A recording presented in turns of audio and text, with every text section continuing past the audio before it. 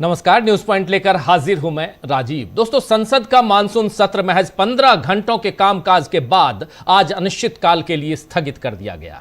आप जानते हैं कि इस पूरे सत्र में नरेंद्र मोदी और अमित शाह सदन के भीतर आए ही नहीं। यह भी एक अलग रिकॉर्ड बन गया है। एक अलग ही रिकॉर्ड आज मोदी और शाह ने बना दिया है कि संसद आएंगे लेकिन सदन में नहीं आएंगे, चाहे वो लोकसभा हो या राज्यसभा हो। क्यों नहीं आए, इसका कारण पूरा देश जानता है। सदन में विपक्ष उनसे जवाब मांग रहा था कि प्रदर्शनकारियों पर पैलेट गन चलाने के आदेश क्या अमित शाह ने दिए। बस इस सवाल का जवाब नहीं देना था तो सदन में नहीं आए अमित शाह, और उनका साथ देते हुए नरेंद्र मोदी तो हमेशा दिखाई देते हैं। हालांकि आज वंदे मातरम सदन में बजाया गया और उस पर सावधान की मुद्रा में खड़े रहने के लिए मोदी और अमित शाह अपनी पूरी कैबिनेट के साथ आए। सामने विपक्ष में राहुल गांधी भी थे। वंदे मातरम खत्म होते ही कहीं सवालों का सिलसिला फिर से शुरू ना हो जाए, इस डर से सत्र को अनिश्चितकाल के लिए स्थगित कर दिया गया। राहुल गांधी ने वहां तो कुछ नहीं कहा, लेकिन आज रचनात्मक कांग्रेस के कार्यक्रम में उन्होंने मोदी और अमित शाह की जमकर धज्जियां उड़ा दी। राहुल गांधी ने कहा कि मोदी को आजकल नींद नहीं आती है और अमित शाह गायब हो चुके हैं। सुनिए जरा क्या कह रहे हैं राहुल गांधी। इनको हम मतलब पागल कर देंगे। मैं आपको बता रहा हूं, नरेंद्र मोदी रात को नहीं सोता है।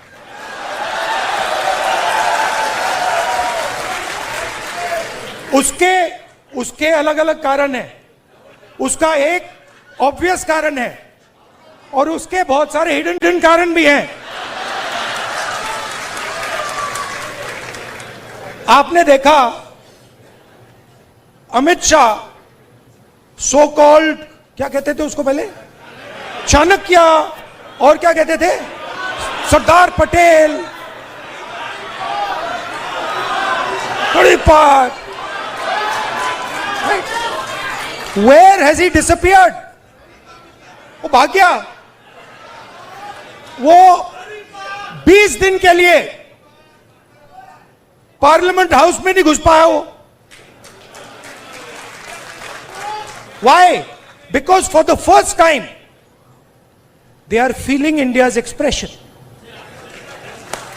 और अब इनको बात समझ आ गई है कि अब ये देश अपने आप को एक्सप्रेस करने से नहीं रुकने देगा। ये चल रहा है भैया, और आपको अपना छोटा सा मतलब आरएसएस का ऑर्डर क्रिएट करना है, क्रिएट कर दो, उठा के तोड़ के फेंक देगा ये। तो सुना आपने, राहुल गांधी सीधा हमला कर रहे हैं यहां नरेंद्र मोदी पर और अमित शाह पर। कह रहे हैं पागल कर देंगे हम इन लोगों को। राहुल गांधी ने पीएम हाउस के सामने अपने धरने का किस्सा भी आज सुनाया कि उन्हें हटाने में जो लगे हुए थे पुलिसकर्मी, उनमें से एक पुलिस वाले ने कहा उनसे कि भैया मोदी को जल्दी हटाओ। ये बात भी जरा सुन लीजिए। That my friends in the media have been captured by them. It's a big problem because they will come and tell me, sir, we don't like what is happening. But we have to, they tell me, I'm telling you, we have to feed our children. हमें भी नौकरी करनी है।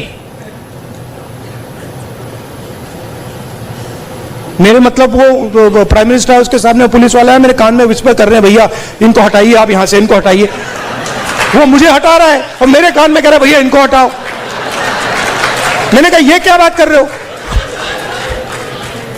नहीं, हमारी नौकरी है, हमें काम करना है। अंडरस्टैंड।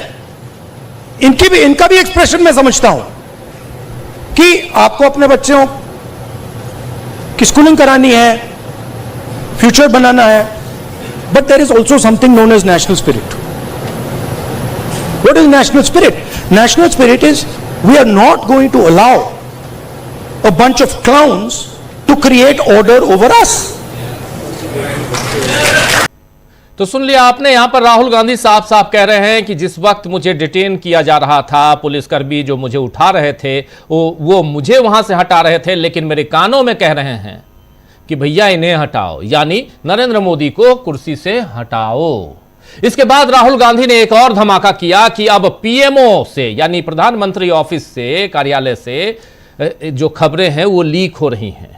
यानी प्रधानमंत्री के ऑफिस में अब राहुल गांधी का आदमी बैठा हुआ है। आइए जरा सुनिए राहुल गांधी क्या कह रहे हैं। मुझे मालूम है, आजकल भैया मैं आपको बता रहा हूं, मोदी जी के ऑफिस के अंदर से मुझे इंफॉर्मेशन मिलती है। पूरा रिवोल्ट चल रहा है अंदर। तो राहुल गांधी के ऑफिस के अंदर से मुझे खबर मिलती है, ये बात कह रहे हैं माफी चाहूंगा, प्रधानमंत्री के ऑफिस से राहुल गांधी को उनके अंदर से खबर मिलती है। आजकल नरेंद्र मोदी के ऑफिस के अंदर से अगर राहुल गांधी को इंफॉर्मेशन मिलती है, राहुल गांधी ने अपने भाषण में चीन की बात भी की है, चीन के घुसपैठ की बात की है, गलवान मामले की बात की है, नोटबंदी की बात की, इन तमाम मुद्दों को समेटा ही राहुल गांधी ने अपने भाषण में। इसके साथ साथ उन्होंने वाजपेयी शासन में प्रमोद महाजन से लेकर अब नरेंद्र मोदी तक कैसे संघ को खत्म किया गया ये भी बताया। राहुल गांधी के मुताबिक असली संघ अब बचा ही नहीं है। जरा सुन लीजिए आरएसएस पर हमला करते हुए राहुल गांधी ने क्या कुछ कहा है। आरएसएस क्या था? आरएसएस जो छोटा बिजनेसमैन था, मैंने स्टडी की ये बात, जो छोटे छोटे बिजनेस वाले थे, मिठाई की दुकान चलाते थे, सोनार थे, लोहार थे, इनकी फोर्स थी। उनको तो उन्होंने धोखा दे दिया, मार दिया, वो तो सब मर गए। आरएसएस ने डिमोनेटाइजेशन कर दिया, जीएसटी कर दी और अपने ही लोगों को धोखा दे दिया, खत्म कर दिया। उसके बाद क्या हुआ? शुरुआत कैसे हुई? शुरुआत वाजपेयी जी के टाइम में प्रमोद महाजन ने की। कैपिटल इंजेक्शन को आरएसएस के अंदर उसने डाला, पहला फर्स्ट स्टेप। और second step Narendra Modi. Final corporatisation of RSS और Narendra Modi. It's obvious. RSS as original force is dead. We are not fighting. They're finished. They're gone. Now, RSS is an instrument of large capital. They are servants of Mr. Adani, just like Mr. Modi is servant of Mr. Adani. और इसमें उन्होंने बताया राहुल गांधी ने कि RSS का मतलब Adani, RSS का मतलब अंबानी, यानी लार्ज कैपिटल वाले जो लोग हैं, बड़े उद्योगपति हैं, उनका कब्जा आरएसएस पर भी हो गया है।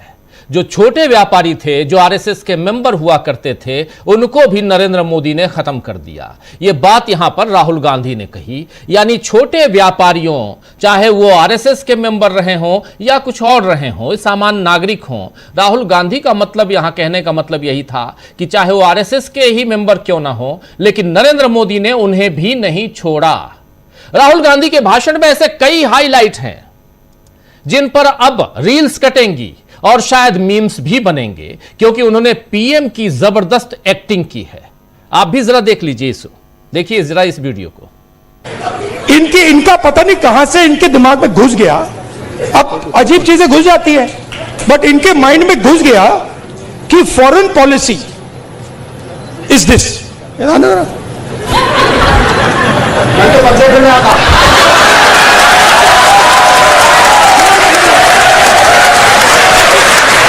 अब पता नहीं किसने डाला, कहां से घुसा कि भाई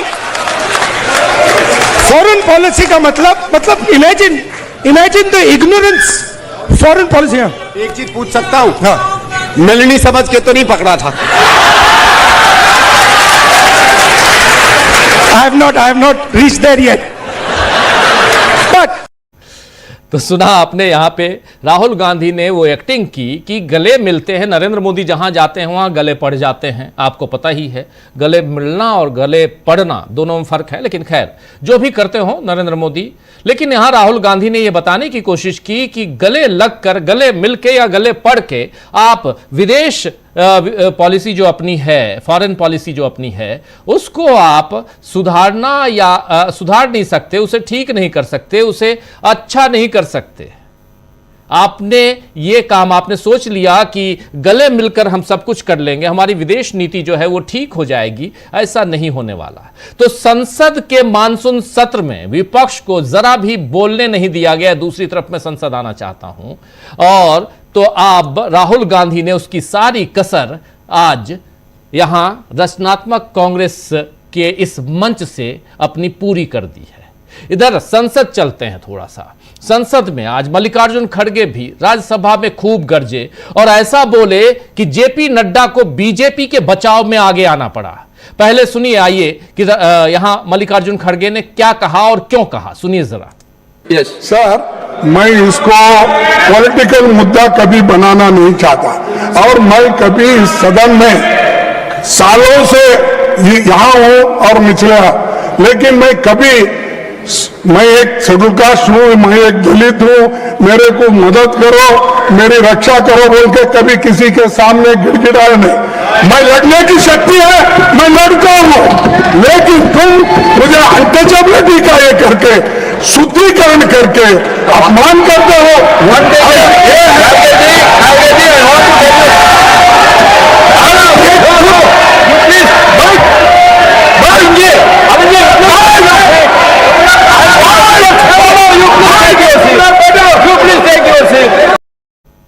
दोस्तों, ये हल्ला गुल्ला क्यों हो रहा है संसद में और उसमें भी राज्यसभा में जब मल्लिकार्जुन खड़गे बोल रहे हैं? आपको बता दूं कि 8 अगस्त को, आज 13 अगस्त है यानी 5 दिन पहले, मल्लिकार्जुन खड़गे उत्तराखंड के हल्द्वानी में एक सभा को संबोधित करने गए थे। उसके बाद हिंदूवादी संगठनों ने उस मंच का शुद्धिकरण किया। इस पर ही मल्लिकार्जुन खड़गे ने अपने साथ अनटचेबिलिटी का जिक्र किया। आप जानते हैं कि हमारे संविधान में, इस देश के संविधान में सबको बराबरी का हक मिला हुआ है, सबको बराबरी का अधिकार है और देश में अस्पृश्यता यानी छुआछूत कानूनन जुर्म है। और इस नाते जिन लोगों ने ऐसा किया, कायदे से उस पर पहले ही मामला दर्ज हो जाना चाहिए था, यानी एफआईआर और मामले की जांच होनी चाहिए थी। लेकिन संसद में जेपी नड्डा ने कहा कि इस मामले की जांच होगी और भाजपा के राष्ट्रीय अध्यक्ष इसे देखेंगे। उन्होंने यह भी कहा कि इस मामले का राजनीतिकरण नहीं होना चाहिए, लेकिन नड्डा जी को सोचना चाहिए कि जब मुख्य विपक्षी पार्टी के अध्यक्ष के साथ, और न सिर्फ मुख्य विपक्षी पार्टी का अध्यक्ष बल्कि राज्यसभा में विपक्ष का नेता प्रतिपक्ष मल्लिकार्जुन खड़गे के साथ अगर भेदभाव हो रहा है तो फिर मामला राजनीति का बनेगा ही। नड्डा जानते हैं कि इस मामले में भी मोदी और अमित शाह फंस सकते हैं, इसीलिए उन्होंने ऐसी अपील की कि इसका राजनीतिकरण नहीं करना चाहिए। दरअसल मल्लिकार्जुन खड़गे के इस अपमान पर पीएम और होम मिनिस्टर अमित शाह किसी ने भी अब तक अफसोस नहीं जाहिर किया और न ही माफी मांगी, तो जाहिर है उन पर और सवाल उठेंगे ही। प्रियंका गांधी ने क्या कुछ कहा इस पर जरा सुन लीजिए। कि जो एकदम मतलब ये जो मानसिकता है उसका प्रदर्शन है कि बीजेपी की विचारधारा क्या है, आरएसएस की विचारधारा क्या है। इसका खंडन होना चाहिए, प्रधानमंत्री जी को इसका खंडन करना चाहिए और माफी मांगनी चाहिए। क्या कार्रवाई ऐसे लोगों पर होनी चाहिए मैम? इस तरीके के लोगों पर मैम सेशन जिस तरह से वॉश आउट हुआ मैम, पूरा इस पर क्या कहेंगी मैम? मैम गृह मंत्री प्रधानमंत्री जी आज आए हैं वंदे मातरम गाने के लिए, आज आए हैं। पूरा सेशन चला है, ना प्रधानमंत्री जी आए ना गृह मंत्री जी आए, तो कैसे चलेगा फिर ये लोकतंत्र और ये पार्लियामेंट? और मैम विपक्ष पर आरोप लगाते हैं लेकिन सत्ता पक्ष के लोग, चलिए प्रियंका। तो सुन लिया आपने, यहां पर साफ साफ प्रधानमंत्री को इस मामले में खासकर जो छुआछूत, भेदभाव और एक दलित, एक शेड्यूल कास्ट का आदमी अगर मंच पे जा रहा है तो उसका अगर हिंदू सेना, भाजपा के नेता ये अगर शुद्धिकरण करवाते हैं आज के दौर में, 21वीं सदी में, 2026 में, ये पहले भी होता रहा है। हमारे संविधान, अब आज से ठीक 2 दिन बाद हम अपने देश की आज़ादी की 80वीं स्वतंत्रता दिवस हम मनाने जा रहे हैं। 80वां आज़ादी का दिवस हमारा होगा 15 अगस्त को। लेकिन हम कर क्या रहे हैं? यही कि एक मंच पे जाता है तो वहाँ शुद्धिकरण करवाते हैं, आप हवन पाठ करवाते हैं। एक मुख्यमंत्री अपने मुख्यमंत्री आवास से निकलता है तो उसका शुद्धिकरण करवाया जाता है। उत्तर प्रदेश में आपको याद होगा अखिलेश यादव के साथ क्या किया गया। अगर इस देश में इस ढंग से व्यवहार होगा तो सवाल तो उठेंगे। अब ये इसका राजनीतिकरण हो या सामाजिकरण हो, क्या है ये तो आप जानते हैं। तो आइए दोस्तों, आज चर्चा करेंगे कि किस तरह कांग्रेस ने आज बीजेपी को उसकी असलियत दिखा दी है और यह भी बता दिया है कि उसके पास सत्ता के अब कम ही दिन बचे हैं। राहुल ने बड़ा दावा कर दिया है और कैसे वो भी समझेंगे। और पहली बार टूटा है मोदी और शाह का तिलिस्म। इसके साथ साथ घमंड भी कह सकते हैं, अहंकार भी कह सकते हैं, ये सब कुछ, ईगो भी कह सकते हैं। आखिर क्यों? चलिए चर्चा की शुरुआत करते हैं। हमारे साथ कुछ वरिष्ठ साथी जुड़े हुए हैं, उनसे पहले आपका परिचय करवाता हूं, फिर आगे बढ़ते हैं। हमारे साथ 4 वरिष्ठ साथी जुड़े हुए हैं। प्रशांत टंडन जी हैं, प्रफुल्ल कोलख्यान जी हैं, अमलिंदु उपाध्याय जी हैं और शकील अख्तर जी हैं। आप चारों का स्वागत इस्तकबाल है। स्वागत इस्तकबाल अब तमाम दोस्त साथी शुभचिंतक आप सबका जो अब तक जुड़ चुके हैं उनका भी स्वागत करता हूं, जो जुड़ने वाले हैं इस कार्यक्रम में उनका भी स्वागत इस्तकबाल एडवांस में करता हूं। आइए जरा जल्दी से आना चाहता हूं। प्रशांत जी, सबसे पहले आपके पास आता हूं। शकील जी, प्रफुल्ल जी, तमाम साथियों आप लोगों के बीच। प्रशांत जी, राहुल गांधी से शुरू करते हैं। राहुल गांधी का ऐसा भाषण आपने पहले सुना था? मैंने तो नहीं सुना।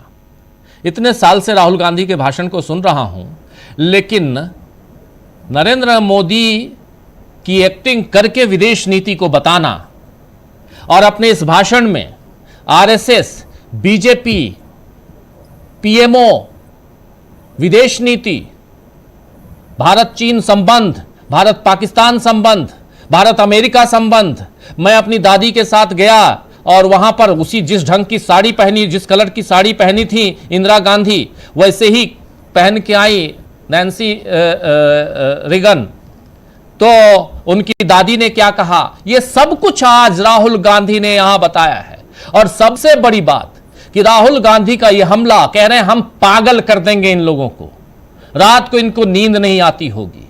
कैसे देखा जाए इसको? संसद के बाहर, और जो ये संसद का एपिसोड चल रहा था उसके बाद टू बी कंटिन्यूड के लिए ज्यादा समय नहीं देना पड़ा, वो साफ साफ कुछ घंटे में ही सामने आ गया, यानी अगला एपिसोड। जी देखिए, शानदार स्पीच थी, नो डाउट। और देखिए, वो स्पीच के पहले राहुल गांधी ने क्या किया, संसद के सत्र में नरेंद्र मोदी, अमित शाह आ नहीं पाए, एक लाइन बोल नहीं पाए, केवल वंदे मातरम गाने के लिए आज दिखाई दिए सदन में। तो एक तो उनके पास ऑलरेडी एक जीत तो उन्होंने कर दी कि मोदी और अमित शाह को एक्सपोज कर दिया। शुरुआत से राहुल गांधी ने जंतर मंतर के हादसे के बाद शुरुआत से राहुल गांधी ने अमित शाह पर निशाना रखा, एक के बाद एक, पैलेट गन हो, चाहे वो परमिशन किसने दी, सब बातें। और ये अमित शाह का पूरा जो एक ऑरा बना हुआ था, उस ऑरा की हवा निकाल दी। उसके बाद अब आज उन्होंने ये भाषण दिया है जब नरेंद्र मोदी और अमित शाह का ऑरा बिल्कुल निकल चुका है। नरेंद्र मोदी का ऑरा निकाल दिया जंतर मंतर ने, जो बचा कुचा था वो जो सत्र में राहुल गांधी ने निकाल दिया। और आज उस पे ऊपर उन्होंने बिल्कुल प्लास्टर, जिसको कहते हैं, करना सा कर दिया, फिनिशिंग टच। अब वो जो एक्टिंग करके बता रहे हैं कि किस तरीके से नरेंद्र मोदी की फॉरेन पॉलिसी है। अब तो अभी तक तो वो आते थे वीडियो जो कि जिसमें आवाज नहीं होती थी, अब कुछ विदेशी एजेंसियों के वीडियो आने लगे तो आवाज होती है। वो आवाज जब आने लगी और बेतुकी बातें और बिना बात के हंसना, तो उससे समझ में आता है कि ये जो विदेशी मेहमानों को, चाहे भारत में या जब आप विदेशी दौरे पे जाते हैं, उनके राष्ट्राध्यक्षों को, राष्ट्रपतियों को, प्रधानमंत्रियों को, ये जो बड़ा जोर से गला लगा के जोर जोर से हंसने का एक सिलसिला मोदी जी ने बता दिया, दरअसल ये एहसास कमतरी है। मोदी जी नेहरू की तरह, गुजराल की तरह, वाजपेयी जी की तरह, किसी और इंदिरा गांधी की तरह, मनमोहन सिंह की तरह राष्ट्राध्यक्ष से हाथ मिलाकर 1 मिनट 2 मिनट औपचारिक बातचीत, अनौपचारिक बातचीत नहीं कर पाते। वो एक कला होती है कि आप किसी से मिले, हाथ मिलाया और आप 1 मिनट का समय होता है, फोटो आप होता है, उस वक्त आप क्या कह रहे हैं। मोदी जी को वो कला नहीं आती है। उसको छुपाने का तरीका है गले में पड़ जाओ, जो राहुल गांधी ने बहुत बढ़िया तरीके से करके दिखा दिया। ये बेसिकली ये है। और इस फॉरेन पॉलिसी का हम लोग ऑपरेशन सिंदूर में सब देख चुके हैं। ट्रंप जो है वो कह रहा है, my dear friend Mr Modi, 70-80 बार वो कह चुका सीज फायर मैंने कराया। और अब क्या है, रशा से तेल खरीदने का कानून सीनेट ने पास कर दिया। सितंबर के अगले सप्ताह में वहां का लोअर हाउस पास कर देगा। भारत के ऊपर तो कहाँ की दोस्ती। तो ये जो आलिंगन हो रहा है, गले लिपटना, उसका मूल कारण है एहसास कमतरी, इंफीरियरिटी कॉम्प्लेक्स। जी। दूसरी बात जो राहुल गांधी ने बहुत पते की बात कही है, बहुत सी लंबी बातें, लेकिन उसमें छांट के कुछ चीजें शकील जी भी बताएंगे। और देखिए, उन्होंने कहा कि मुझको गवर्नमेंट के अंदर से खबरें आती हैं। ये हम कई बार देख चुके हैं। और एक एक्सक्लूसिव बात मैं अभी यहाँ पे बता दूं, राजीव जी, हम सबको मालूम है कि अचानक 1-1.5 महीने पहले की बात है, पिछले महीने की बात है, कि भूपेंद्र यादव के जो मिनिस्टर ऑफ एनवायरनमेंट हैं, उनके पूरे पर्सनल सेक्रेटरिएट को एक साथ हटा दिया गया था। जी, आपको याद होगा। बिल्कुल। तो क्यों हटा दिया गया था? बड़ी सारी अटकलें आई। वो पर्यावरण मंत्री हैं, पूरा स्टाफ हटा दिया गया था। खबर यह है कि अडानी का जो अंडमान का प्रोजेक्ट है, जहां राहुल गांधी गए थे अंडमान में, वीडियो बनाया था, वो पूरा वहां स्कूबा डाइविंग की थी राहुल गांधी ने वहां पे, हैं? स्कूबा डाइविंग की थी। जी, स्कूबा डाइविंग की थी। और पूरा अडानी का जो प्रोजेक्ट था अंडमान का, उसको जाके एक्सपोज कर दिया था, कितने पेड़ कट रहे, कितना क्या हो रहा है। सरकार को, मोदी जी को यह शक हुआ कि राहुल गांधी को अडानी के प्रोजेक्ट की इतनी डिटेल जो है वो भूपेंद्र यादव के दफ्तर से निकली। ये उनका शक है, इसलिए उनको सबको उन्होंने हटा दिया रातों रात।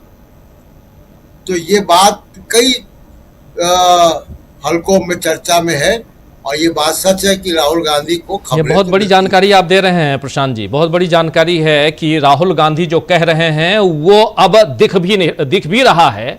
और ठीक है, हम हर बात की तह तक उसकी तहकीकात नहीं कर सकते, हर बात की जिम्मेदारी नहीं ले सकते, लेकिन जो है टॉक ऑफ द टाउन, वो चर्चा तो उस बात को यहाँ ला तो सकते ही हैं। और वो साफ है कि अगर भूपेंद्र यादव जो देश के पर्यावरण मंत्री हैं, उनके मंत्रालय के, उनके पर्सनल सेक्रेटरीज और बाकी 4-5 लोगों को सीधा सीधा एक दिन में हटा दिया गया, तो आखिर क्यों हटाया गया था और उसके पीछे की कहानी आप बता रहे हैं।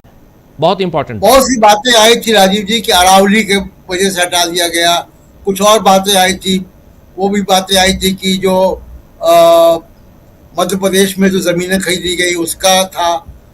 कुछ बहुत सी अटकलें थी, लेकिन जो मैंने सुना कि मोदी जी को ये शक था कि अडानी की अंडमान फाइल उनके दफ्तर से राहुल गांधी तक पहुंची, इसलिए उनको पनिश किया गया। जी। अब पीएमओ से अगर फाइलें पहुंच रही होंगी तो किसको सैक किया जाएगा? ये सवाल भी है। राहुल गांधी तो आज खुल के कह रहे हैं, आज खुल के कह रहे हैं। राजीव जी, पॉलिटिकल सर्किल में तो ये भी चर्चा है कि अयोध्या का चढ़ावा चोरी भी अंदर से ही निकली खबर है। जी, तो ये बहुत सी चीजें अब सरकार में ये होने लगा है।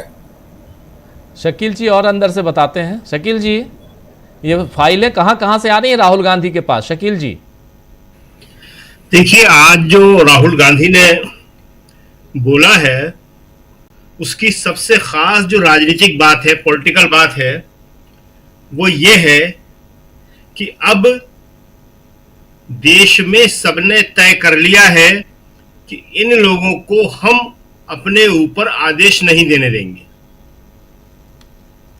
देश खुद को अभिव्यक्त करने लगा है और अब ये रुकेगा नहीं। राहुल गांधी ने आज देश की तरफ से एक बहुत बड़ी बात कही है कि ये राष्ट्रीय जिम्मेदारी है, और ये लोग, मीडिया का भी उन्होंने नाम लिया, सिक्योरिटी फोर्सेस का भी नाम लिया, कि जिस तरह ये लोग बताते हैं, अब ये लोग जो हैं, जो बैठे हुए हैं ऊपर, वो हमें आदेश नहीं दे सकते। अभी हम बताएंगे आपको, जो फाइलों का आपने जिक्र किया, लेकिन जो सबसे बड़ी बात है, पॉलिटिकल देश में जो मैसेज गया है आज कि राहुल ने मोदी और अमित शाह की पूरी राजनीतिक छवि ध्वस्त कर दी, जो 12 साल से बनाई हुई थी कि कोई इनका सामना नहीं कर सकता। आज मैसेज ये गया कि ये राहुल का सामना नहीं कर सकते। 20 तारीख को आए थे, 20 जुलाई को सदन शुरू हुआ था, संसद शुरू हुई थी। उसके बाद जब 13 अगस्त को आज खत्म होने का दिन था, अनिश्चितकाल के लिए स्थगित हुई, साई एंड डाई हुई, उस वक्त तब आए जब उन्हें पहले से बता दिया गया था कि आप 11 बजे जैसे ही आएंगे वंदे मातरम होगा, और वंदे मातरम के होने के बाद सीधे मैं साई एंड डाई का अनाउंस कर दूंगा। ये पहले से मालूम था, इसलिए आए थे वो। इसलिए नहीं आए थे कि आके अपनी बात कर जाए और उसके बाद फैसला पहले ही हो चुका था। तो राहुल ने आज ये बता दिया कि छवि जो है बिल्कुल उलट गई है। दूसरी एक खास बात जो आपने मल्लिकार्जुन खड़गे का बताया, वो बहुत ही इंपॉर्टेंट बात है। नड्डा जी जवाब दे रहे थे, कह रहे थे कि हम इस बात को सब्सक्राइब नहीं करते, हम इसका समर्थन नहीं करते, हमारे लोग ऐसा नहीं करते। लेकिन जो आपने भी बताया अभी, उत्तर प्रदेश में 5 कालीदास मार्ग पे, मुख्यमंत्री निवास पे एक मुख्यमंत्री छोड़ रहा है, दूसरा आ रहा है, इस बीच तो कोई जा ही नहीं सकता वहां पे, सिर्फ बीजेपी के लोग या सरकार। तो किसने गंगा जल से धुलवाया था, ये तो मालूम है जगत प्रकाश नड्डा को। तीसरी बात, टीकाराम जूली, राजस्थान के विपक्ष के नेता, वो अलवर में एक मंदिर में गए थे। बीजेपी के पूर्व विधायक ज्ञानदेव आहूजा, जो कई जगह जाके कंडोम भी गिनते हुए मिले हैं जेएनयू के बाहर, उन्होंने उसको गंगा जल से शुद्ध करवाया। राहुल ने अहमदाबाद के कांग्रेस अधिवेशन में टीकाराम जूली को बुलाया था, कहा देखिए ये होता है दलितों के साथ। तो आज देश का जो सबसे बड़ा मैसेज है कि दलित मल्लिकार्जुन खड़गे, ओबीसी अखिलेश यादव, दलित और ओबीसी दोनों के प्रति इनके जो भाव है वो सामने आ गए हैं। और ये दलित और ओबीसी को समझना है कि वो क्या करता है, अपना आत्मसम्मान उसे चाहिए या नहीं चाहिए। अब जो आपने बताया ये बात रही, बड़ी इंपॉर्टेंट बात है ये। राहुल ने इस बात को पहले भी कई बार कह चुके थे, आज फिर रिपीट किया कि मेरे पास खबरें आने लगी हैं, पीएमओ से आने लगी हैं। देखिए, जब सत्ता का किला ढहता है तो कोई भी साथ नहीं होता। यह खुशबू सब जगह आने लगती है, यह आहट सब जगह आने लगती है कि अब सत्ता जा रही है। यह उसका सबसे बड़ा संकेत है कि उन्हें यह मालूम पड़ने लगा है कि अब ये ज्यादा समय तक रहने वाले नहीं है। तो आएगा कौन, उसकी गुडबुक में आना है। और इसलिए जो है वहां से और भी कई जगह से जो राहुल कह रहे थे कि मेरे से पत्रकार भी कहते हैं, सिक्योरिटी फोर्स वाले भी कहते हैं, तो ये सब इसीलिए आके बताते हैं, इसीलिए कहते हैं कि अब जो है उन्हें लगता है कि कांग्रेस आएगी, राहुल आएगा, विपक्ष आएगा, तो इनकी गुडबुक में रहना है हमको। डूबते हुए सूरज के साथ जो है कोई भी नहीं होता है, सब उगते हुए सूरज को प्रणाम करते हैं। तो ये राहुल जो है आज की तारीख में उगते हुए सूरज है। और इन्होंने जो आरएसएस के लिए एक बात कही है, राहुल से बड़ा आरएसएस का आलोचक कोई नहीं है, लेकिन राहुल अब राजनीतिक बातें बहुत करने लगे हैं।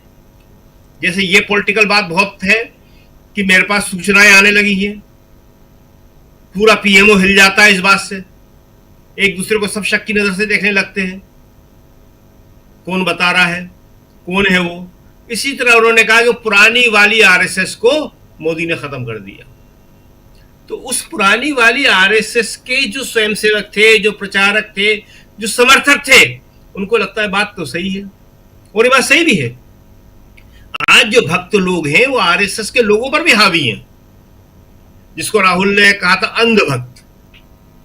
तो आरएसएस के लोग पुराने लोग होते थे, पुरानी सोच के लोग होते थे, कुछ लिहाजी भी होते थे, बातचीत में उनके कुछ तौर तरीके भी होते थे, सदियों से बिजनेस कर रहे थे। लेकिन आज के जो अंधभक्त हैं उन्हें तो अपने बच्चों की फिक्र नहीं है कि उनके बच्चों को शिक्षा नहीं मिल रही, नौकरी नहीं मिल रही। उनके बच्चे छुप छुप के आंदोलन में जा रहे थे, जंतर मंतर जा रहे थे और कह रहे थे कि हमारे माता पिता जो है वो अंधभक्त है, हम छुप के आए हैं। तो ये जो नए अंधभक्त हैं ये सबसे ज्यादा खतरनाक है। तो राहुल ने इन अंधभक्तों और आरएसएस के बीच में एक लकीर खींच दी कि वो जो आरएसएस के लोग हैं वो भी परेशान है आज। तो आज जो कांग्रेस, रचनात्मक कांग्रेस का जो सम्मेलन था उसमें राहुल ने वो सारी बातें कह दी जिससे देश में एक राजनीतिक मैसेज जाए। अब राहुल इस बात को समझने लगे कि कुछ ही महीनों बाद विधानसभा के चुनाव हैं 7 राज्यों में, जिसमें एक उत्तराखंड भी है। वो उत्तराखंड जहां मल्लिकार्जुन खड़गे के साथ ऐसा व्यवहार हुआ, हमने कल बताया था अगर आपको याद हो तो, जी जी, कि हल्द्वानी में क्या हुआ था। कल ही हमने इसीलिए बताया था, पहले हल्द्वानी की घटना बहुत बड़ी थी। और आज ये जिस तरह मल्लिकार्जुन खड़गे ने बोला, अच्छी बात है उन्होंने बोला, अखिलेश यादव को भी बोलना चाहिए। अखिलेश यादव अभी इसका बड़ा विरोध कर रहे हैं मल्लिकार्जुन खड़गे वाली बात का, अपनी बात भी उन्हें नहीं छुपाना चाहिए। उन्हें अपने ओबीसी समाज को, खासतौर से यादवों को मैसेज देना चाहिए कि देखो, जब मैंने 5 कालीदास मार खाली किया और वहां में मुख्यमंत्री की हैसियत से रहता था, संविधान ने मुझे बनाया था, उसके बाद वो गंगा जल से धोया गया और मुझे टोटी चोर कहा गया, जो अभी फिर रिपीट किया मुख्यमंत्री ने, टोटी चोर। कितना अपमानजनक है। और ये क्या खाली अखिलेश से कहा जा रहा है? नहीं, ये पूरे समाज को कहा जा रहा है। अगर आपको याद होगा कि जब नगद पैसे लेते हुए टीवी कैमरे पे बीजेपी के अध्यक्ष पकड़े गए थे, बीजेपी के अध्यक्ष, देश में पहला ऐसा कांड हुआ था कि बीजेपी के अध्यक्ष पकड़े गए थे, तो उसके बाद क्या कहा था बीजेपी के लोगों ने? अरे ये दलित ऐसे ही होते हैं, हमसे गलती हो गई। वो दलित थे अध्यक्ष। तो दलितों के प्रति, ओबीसी के प्रति जो इनका सोच है वो इन लोगों को सामने लाना चाहिए, खासतौर से मल्लिकार्जुन खड़गे को और अखिलेश यादव को। ये सामने बहुत जरूरी है ताकि ये बात मालूम पड़े कि मुसलमान तो बहाना है, असली निशाना तो ये है। 12 साल से मुसलमान के नाम पे राजनीति करते रहे ये, लेकिन मनुवाद के आधार पे सामाजिक न्याय रोकने के लिए इनके लिए जरूरी है कि दलित और पिछड़े आगे नहीं बढ़ पाए, और इसीलिए दलित और पिछड़ों का अपमान करते हैं। जी बिल्कुल बिल्कुल। प्रोफेसर अखिल स्वामी जी हमारे साथ जुड़ गए हैं। स्वामी जी, आपका स्वागत करता हूं इस कार्यक्रम में। और जल्दी से अमलेंदु जी आपके पास आना चाहता हूं। अमलेंदु जी, राहुल गांधी के भाषण को कैसे देखते हैं आप?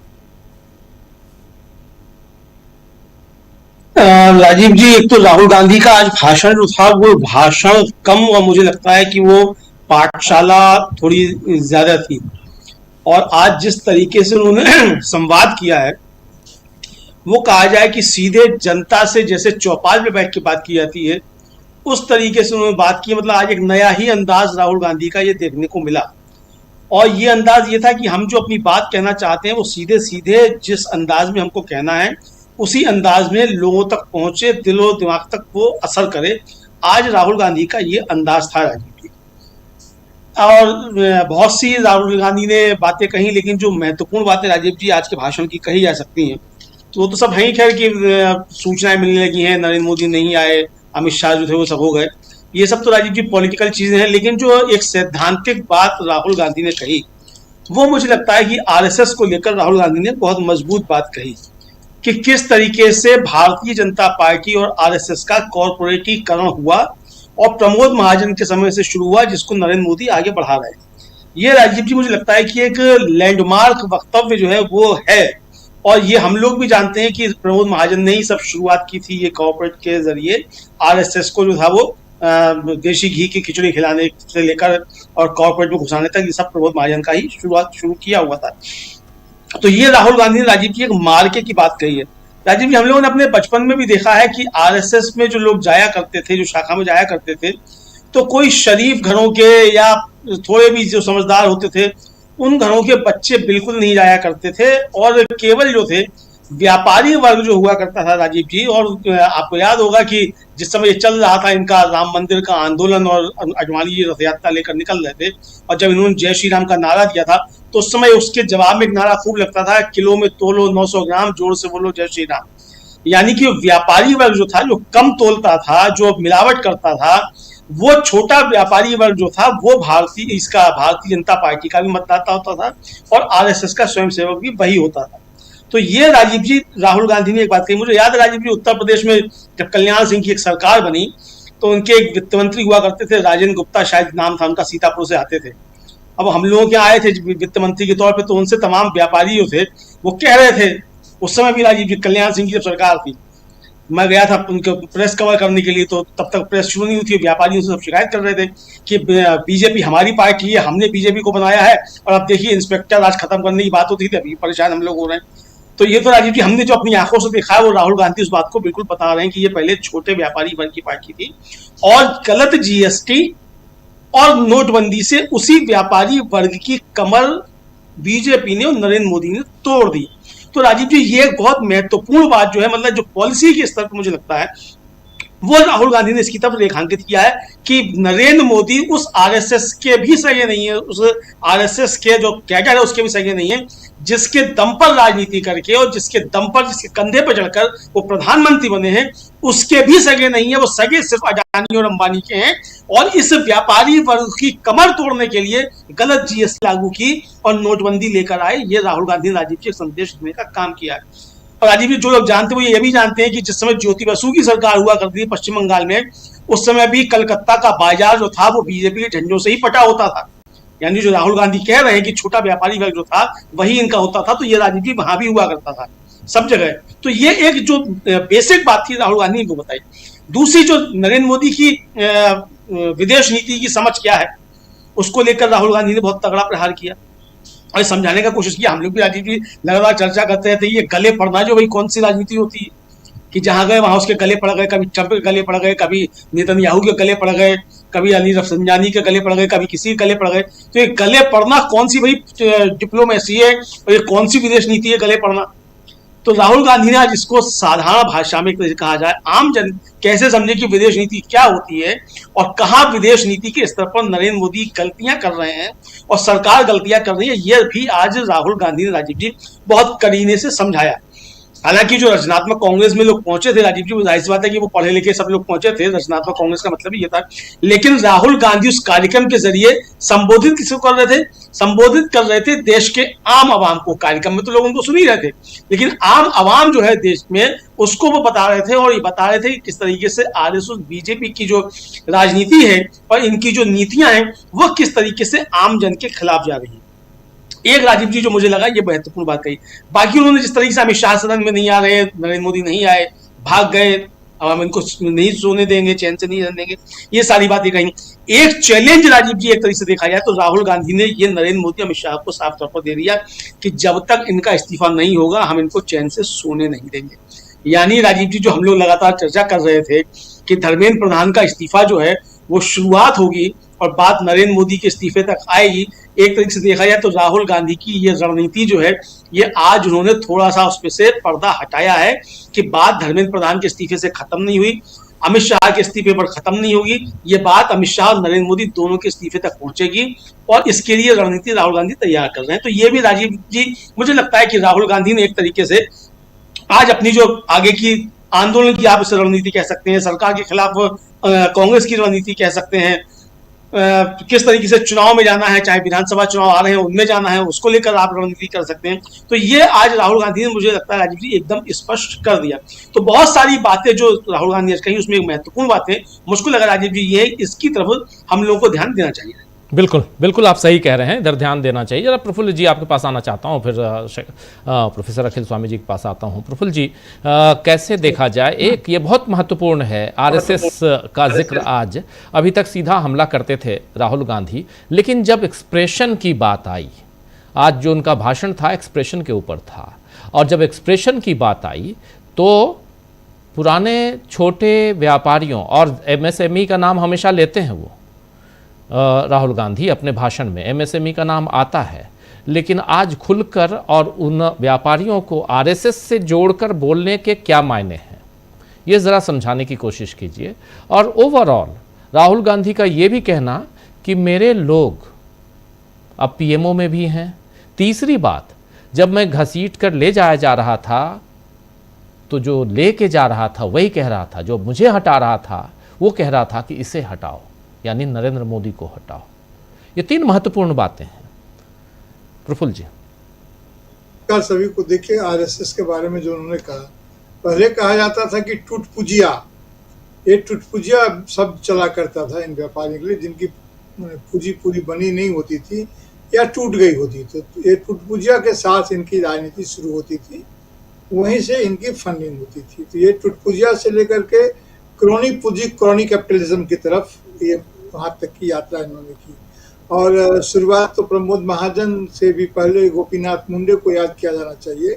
और आज यह भी याद किया जाना चाहिए कि अचानक उनका देहांत जो हुआ था, जिन परिस्थितियों में हुआ था, आज तक किसी को पता नहीं चला, कोई जांच नहीं हुई कि गोपीनाथ मुंडे का देहांत किस तरह से हुआ, और जबकि वो तुरंत आते आते ही हुआ था। उसके बाद फिर प्रमोद महाजन का गठन, तो गोपीनाथ मुंडे प्रमोद महाजन होते हुए यहाँ तक की ये बात है, लंबी बातचीत है। अभी जो राहुल गांधी ने जो महत्वपूर्ण बात किया, वो जो कम्युनिकेशन दिया है सो दिया है, जो औपचारिकताओं को एकदम किनारे कर दिया। जेएनजी को कोई औपचारिकता पसंद नहीं, और जेएनजी के लोग, बच्चे जिसमें उसमें वो सरलता, वो निश्चलता होनी चाहिए, किसी भी प्रकार के लाग लपेट और बहुत पोशीदा भाषाओं में, पोशीदा क्रियाओं में ढकी हुई बात नहीं, वो सीधी सीधी बात करते हैं। और वहाँ भाषा और बॉडी लैंग्वेज और language, verbal non verbal language दोनों का एक साथ इस्तेमाल होता है। इसलिए उसमें हाथ पैर का जो कम्युनिकेशन में है, जो हाथ पैर के इशारे, मुख मुद्राओं, तमाम चीज़ों का महत्व होता है। तो जो उन्होंने वो दिखलाया है, उनको लगा गले लग करके, जो वो बहुत ही प्रतीकात्मक है और बहुत ही कम्युनिकेटिव है। पहले के ज़माने में जिसको हम लोग बोलते थे ऑर्नामेंटल इंग्लिश या ऑर्नामेंटल भाषा, बहुत अलंकारिक ढंग से कहने की बात, जिसके हम सभी, कम से कम मैं तो कभी कभी शिकार हो ही जाता हूँ कि बात को बहुत सजा करके कहूँ। ये बिल्कुल उसके परवाह नहीं, बिल्कुल रॉ की तरह ये बात कहा। और जो इन्होंने कहा है कि पीएमओ में हमारी, तो ये भेद नीति का हिस्सा है कि पहले दुश्मन को पहले बोलते थे ना हम लोग, क्रिकेट में एक होता था फिरकी, ये एक राजनीतिक फिरकी है। तो वो फिरकी उन्होंने डाल दिया। अब उसमें जो है सो सभी एक दूसरे को शक की निगाह से देखें और ये समझें कि उन पर खबर जाती क्यों नहीं, कैसे खबर अगर हमारे भीतर से नहीं जाती है तो किसके भीतर कौन देता है खबर। और सभी को लगता है कि हमारा बगल वाला जो है वो खबरिया है। तो इस तरह की स्थितियां होती है। ठीक ही कहा कि जब राजनीति जिनकी सत्ता जा रही होती है और उनके साथ ब्यूरोक्रेसी कभी नहीं रहती है। ब्यूरोक्रेसी तो सबसे पहले हवा सूंघ लेती है कि अब क्या होने वाला है, बल्कि इस हवा को एक रुख देने में उनकी भी अपनी भूमिका होती है।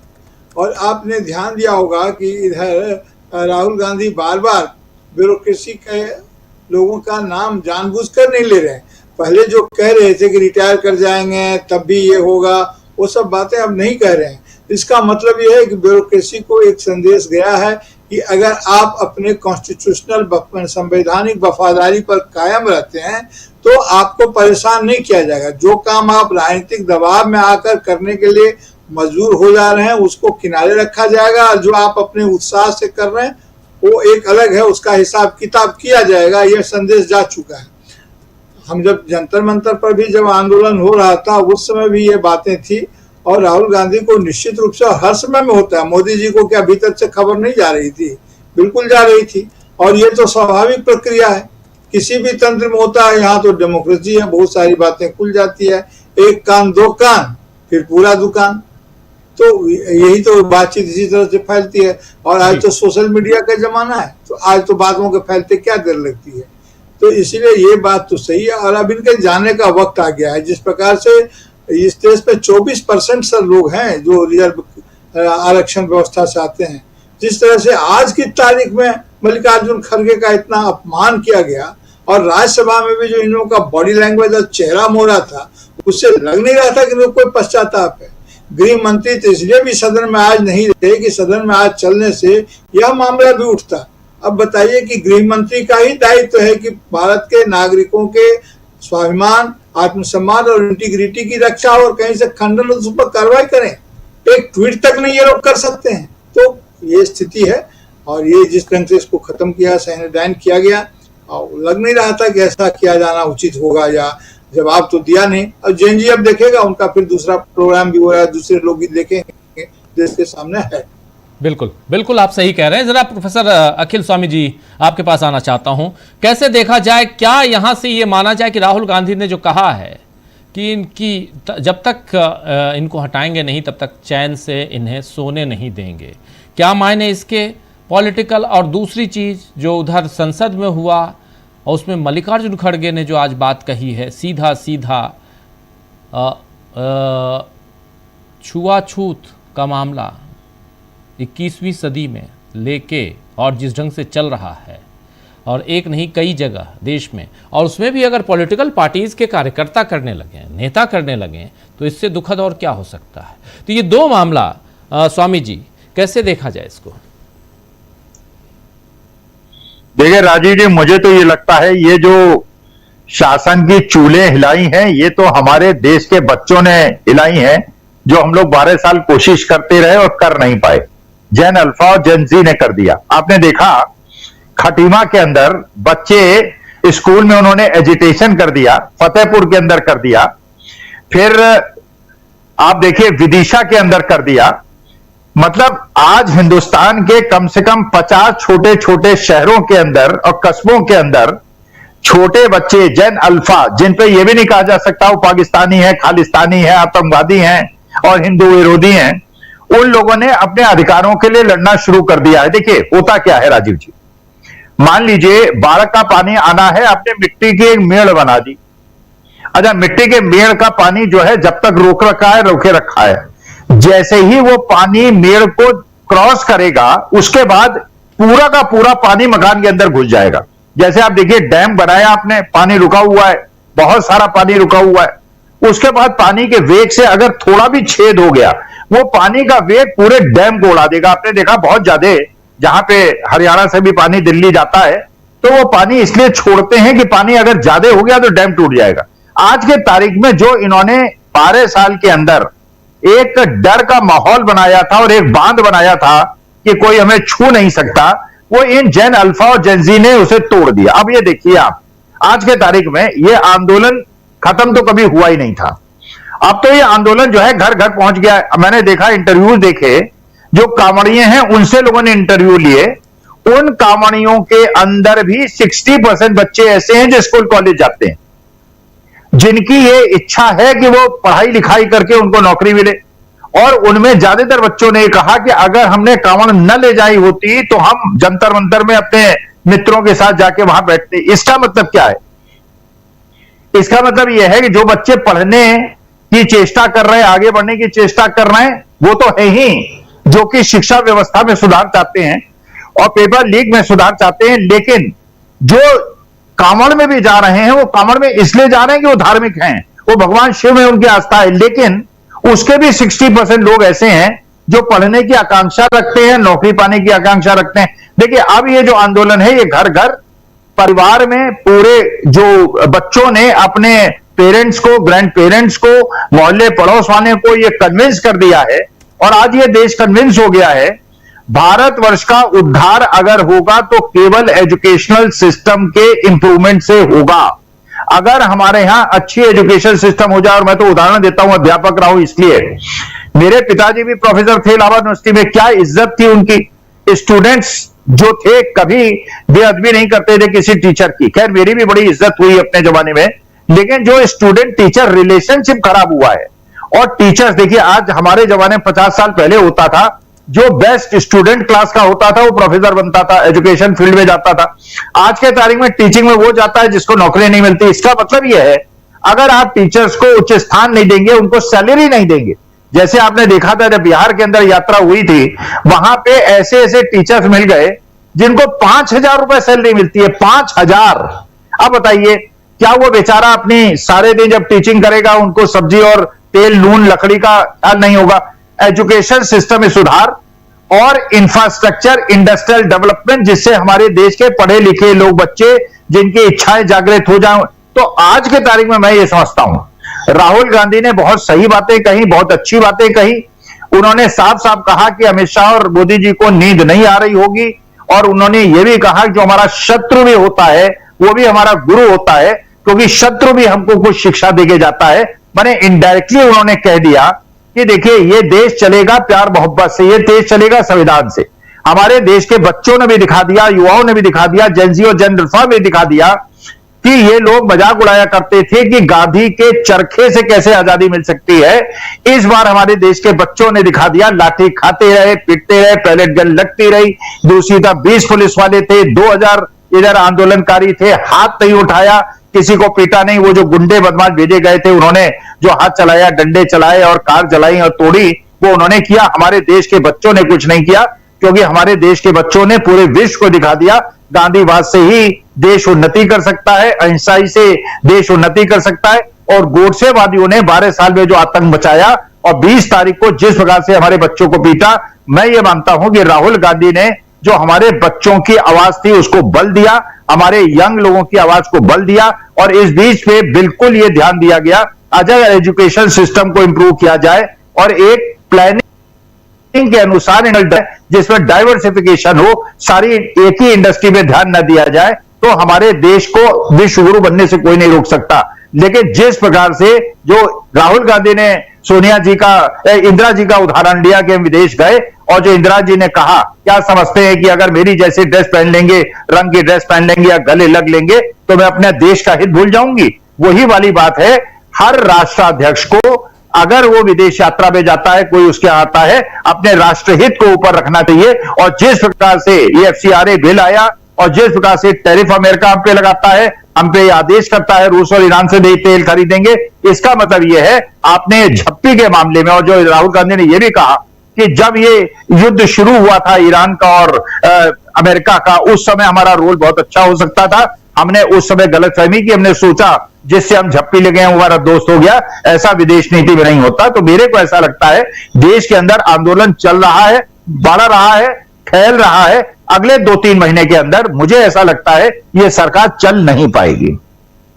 जी, अभी एक और खबर आ रही है। बार काउंसिल ऑफ इंडिया के चेयरपर्सन मनन कुमार मिश्रा, राज्यसभा सांसद भी हैं शायद भारतीय जनता पार्टी से, उन्होंने नलसार को कहा है कि इस बार 2026 बैच जिसने कहा कि CJI के हाथों से हम कन्वोकेशन में अपनी डिग्री नहीं लेंगे, उनको इन्होंने कहा है कि उनको किसी भी देश के किसी भी बार काउंसिल में रजिस्टर्ड न किया जाए। देख लीजिए, ये अभी की खबर है उनको, क्योंकि उन्होंने CJI chief justice of India का यानी जस्टिस सूर्यकांत का विरोध किया। अभी की खबर बता रहा हूं। तो ये चल रहा है देश में। आप सही कह रहे हैं प्रोफेसर अखिल स्वामी जी, सही कह रहे हैं कि आने वाला जो समय है जब जेन अल्फा सड़कों पे है, अभी समझ में नहीं आ रहा है भारतीय जनता पार्टी के जो लोग हैं वो पता नहीं किस चीज़ में मदमस्त हैं। उनको समझ में नहीं आ रहा है कि देश की जनता उनकी जो गुलाम नहीं है, ये अंग्रेज़ों का शासन नहीं है, ये हिंदुस्तान है और आज़ाद भारत है। और आपके हिसाब से ही अगर कह लें, जो आप कहते हैं कि 2000, आप मतलब प्रोफेसर स्वामी आपके बारे में नहीं कह रहा हूं, मैं भारतीय जनता पार्टी के लोगों की बात कर रहा हूं जो कहते हैं कि 2014 में देश आज़ाद हुआ, तो क्या इसी ढंग से आज़ाद किया आप आके, सो कॉल्ड आज़ादी आपकी? ये बड़ा सवाल है। आना चाहता हूं जल्दी से शकील जी आपके पास, फिर प्रशांत जी आपके पास आता हूं। शकील जी, ये चल क्या रहा है और कितना असर इन सब का राहुल गांधी के आज, न सिर्फ आज के भाषण, पूरा का पूरा सत्र जो है मानसून सत्र धुल गया, वॉश आउट, पूरा का पूरा वॉश आउट हो गया। लेकिन और बारिश भी अच्छी हुई दिल्ली में, लेकिन बात यह है कि बारिश हुई मगर बारिश में भी भीगते हुए भी राहुल गांधी, प्रियंका गांधी की तस्वीर आप लोगों ने देखी होगी। तब भी बाहर थे, तब भी संसद के अंदर, संसद परिसर में, और आज भी एक छोटा बंदर लेकर जिस ढंग से, जरा अगर दिखा सकते हैं तो दिखा दें, जिस ढंग से नारेबाजी हुई है, सांसदों ने नारेबाजी की है, पवन खेड़ा उसमें आगे थे। जरा सुन लीजिए ये नारा, अगर आप लोगों ने नहीं देखा हो जरूर देखिए। और ये कहां तक, दूर तक कैसे फैल चुका है, कहां से आप वीडियो हटवाओगे, कितना आप करोगे। अभी वीडियो मैं दिखा नहीं सकता, दुनिया भर में अलग अलग ढंग से इतनी बेइज्जती, इतनी बदनामी किसी प्रधानमंत्री की नहीं हुई। देखिए जरा सुनिए।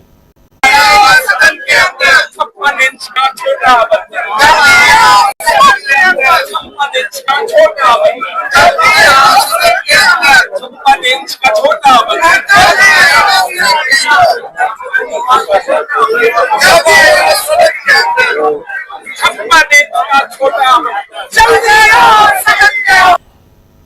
ये है तस्वीर। शकील जी आप तो थे, आप तो सामने आंखों देखी आपकी। लेकिन मैं यहां पर जो सवाल रख रहा हूं आपके सामने, सवाल ये है कि पूरा 20 तारीख से 20 जुलाई से लेकर और आज 13 अगस्त तक संसद का मानसून सत्र चला गया। नरेंद्र मोदी और उनके साथी अमित शाह नहीं आए 25 तारीख के बाद, 20 तारीख के बाद से, 20 से नहीं आए हैं। और उसके बाद राहुल गांधी का हमला आज और तेज हो गया। एक विश्लेषक होने के नाते, एक पत्रकार होने के नाते ये मैं भी थोड़ा आशंकित था कि इसके बाद सड़क पे इस सियासत को और इस हमले को, सत्ता पक्ष पर जो हमला है विपक्ष का, वो बढ़ेगा या घटेगा। लेकिन आज जो मंच था, जिस मंच से जो बातें रखी गई हैं, बहुत महत्वपूर्ण है। पूरा देश आज सुन रहा था। कैसे देखा जाए इस पूरे घटनाक्रम को, और यहां से बार काउंसिल या कुछ और, कॉकरोच अभी सबके आ गए। इस पे बहुत सारी प्रतिक्रियाएं आ रही हैं, कॉकरोचों की खूब प्रतिक्रियाएं आ रही हैं। एक दो प्रतिक्रिया इसी बीच हम दिखाएंगे, आपके सामने लेकर रखेंगे।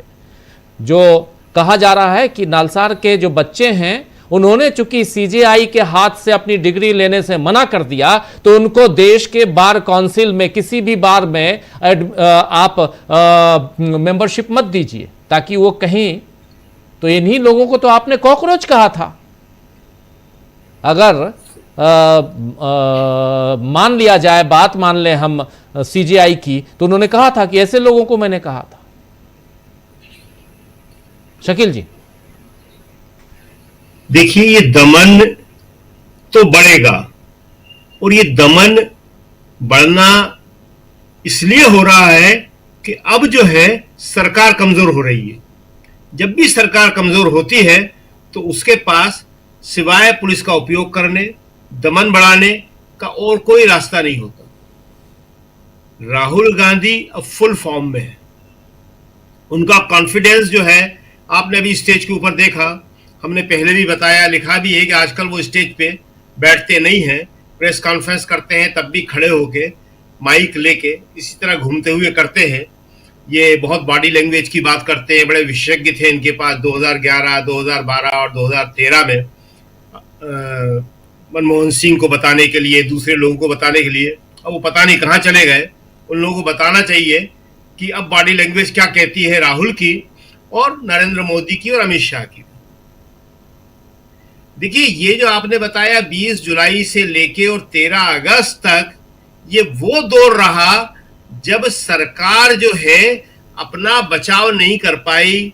सरकार की जो पूरी छवि थी, वो सरकार की छवि दो ही लोगों की छवि थी, प्रधानमंत्री मोदी और गृहमंत्री अमित शाह की, कि ये इतने मजबूत लोग हैं, इतने ताकतवर लोग हैं, इतना इनका तेज है कि कोई इनका सामना नहीं कर सकता। अमित शाह तो कहते थे, मोदी भी कहते थे। मोदी ने संसद में कहा था, लोकसभा में ही कहा था, शायद हाँ लोकसभा में ही कहा था, एक अकेला सब पर भारी, खुद अपनी पीठ ठोक रहे थे। अमित शाह 2 बार कह चुके हैं कि मुझे क्या बोलना है वो मैं बताऊंगा, वो मैं जानता हूं, मुझे कोई ना बताए। गाली भी दी उन्होंने। तो वो एक जलवा था उनका, एक रोब था उनका। तो वो रोब, रुतबा, वो सब खत्म हो गया। राहुल ने उनको जो है एक सामान्य इंसान के रूप में ला दिया सामने, और अब राहुल कह रहे हैं कि इनसे डरने की जरूरत नहीं है। ये खुद जो है देश की जनता से और खासतौर से युवाओं से डर रहे हैं। तो देखिए, फर्क तो बहुत आ गया। 12 साल में एक अलग ही माहौल था, कोई काम नहीं करना। अब आप देखिए कि यूपी में जो है वो 20,000 रुपए दे रहे हैं महिलाओं को, तय हो गया। फिर 10-10 हजार का जीत गए, 3 किस्तें और देंगे। मतलब हिंदू मुसलमान नहीं चला। 9 साल से यूपी में सिवाय हिंदू मुसलमान, नमाज, अजान, इसके अलावा क्या बात करी? कोई बात नहीं। सड़कें खुदी पड़ी हैं, नाले खुले पड़े हुए हैं। यूपी में सबसे ज्यादा लोग गिर के मर रहे हैं। वो एक इंजीनियर मर गया, उसके पिता को भाग जाना पड़ा देश छोड़ के जी। और जाने कितने कांड हुए, लेकिन इन सब पे किसी पे ध्यान नहीं है। सोचा यह था कि हिंदू मुसलमान की राजनीति करके वापस आ जाएंगे, लेकिन अब दलित का अपमान, पिछड़े का अपमान मुद्दा बन गए हैं। नौकरी तो बनी है और छात्रों ने, युवाओं ने सबसे बड़ा मुद्दा बना दिया शिक्षा को। प्रयागराज का सबसे बड़ा सम्मेलन हुआ, तो अब पैसे बांटेंगे, लेकिन इन सब से भी अब कुछ होने वाला नहीं है। देखिए, जब आपका बुरा समय आता है या जब आप कमजोर पड़ रहे हैं, जब आपके दांव पेच नहीं चलते हैं, तो फिर नहीं चलते हैं। तो वही स्थिति आ गई है। और राहुल का जहां तक सवाल है, राहुल शुरू से अपने स्टैंड पे कायम रहे। सिद्धांतों की उन्होंने बात करी, युवा छात्रों की उन्होंने बात करी, सच्चाई की उन्होंने बात करी, मगर एक हमारे यहाँ कहते हैं, वो बात ही सच साबित हो रही है कि समय बड़ा बलवान जी। वक्त से बड़ी कोई चीज नहीं होती दुनिया में। तो राहुल का समय आया, 12 साल बाद आया, और ये समय राहुल का नहीं है, ये समय देश का समय है। जो राहुल कह रहे हैं कि मेरे कान में लोग कहते हैं, तो परेशान लोग हैं वो, चाहे वो छात्र हो, चाहे वो पुलिस वाला हो, चाहे वो पत्रकार हो, चाहे किसी भी वर्ग का हो, वो चाहे पीएमओ से आने वाली खबरें हों।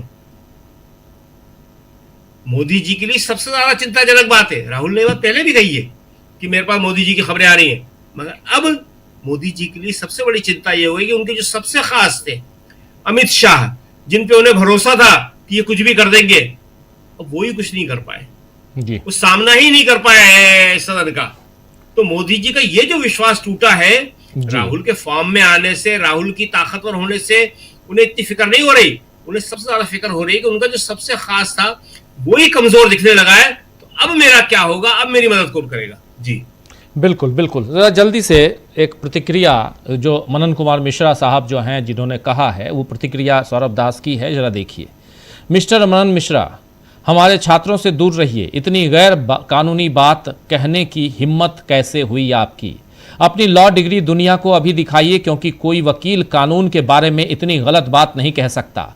नलसार के छात्रों ने लोकतांत्रिक तरीके से उस व्यक्ति का विरोध किया है जिसे उन्होंने अपनी समझ से, अपनी मेहनत से हासिल की गई डिग्री के लिए सही नहीं समझा। आप बीच में पढ़ने वाले कौन होते हैं? आपकी जवाबदेही पर भी बात होनी चाहिए। हमें बताइए कि स्टेट बार काउंसिल की देखरेख करने वाली कानूनी संस्था बीसीआई होने के नाते आपने चुनी हुई संस्थाओं को उनके कार्यकाल के बाद भी तब तक काम करते रहने की इजाजत क्यों दी जब तक सुप्रीम कोर्ट ने दखल नहीं दिया? इस वजह से किन लोगों को फायदा पहुंचा, अभी बताइए। और आप 2012 से लेकर 2030 तक चेयरमैन का पद क्यों और कैसे संभाले हुए हैं? हमें अपने ट्रैक रिकॉर्ड के बारे में भी बताइए कि आपने छत्तीसगढ़ स्टेट बार काउंसिल के मामले में गैर कानूनी तरीके से दखल क्यों दिया, जैसा कि वहां के हाई कोर्ट ने कहा है। अगर आपने इस घटिया नोटिफिकेशन को तुरंत वापस नहीं लिया और अपने बर्ताव के लिए माफी नहीं मांगी, तो दिल्ली और पूरे देश के लॉ स्टूडेंट और वकील आपके खिलाफ और नलसार के छात्रों के समर्थन में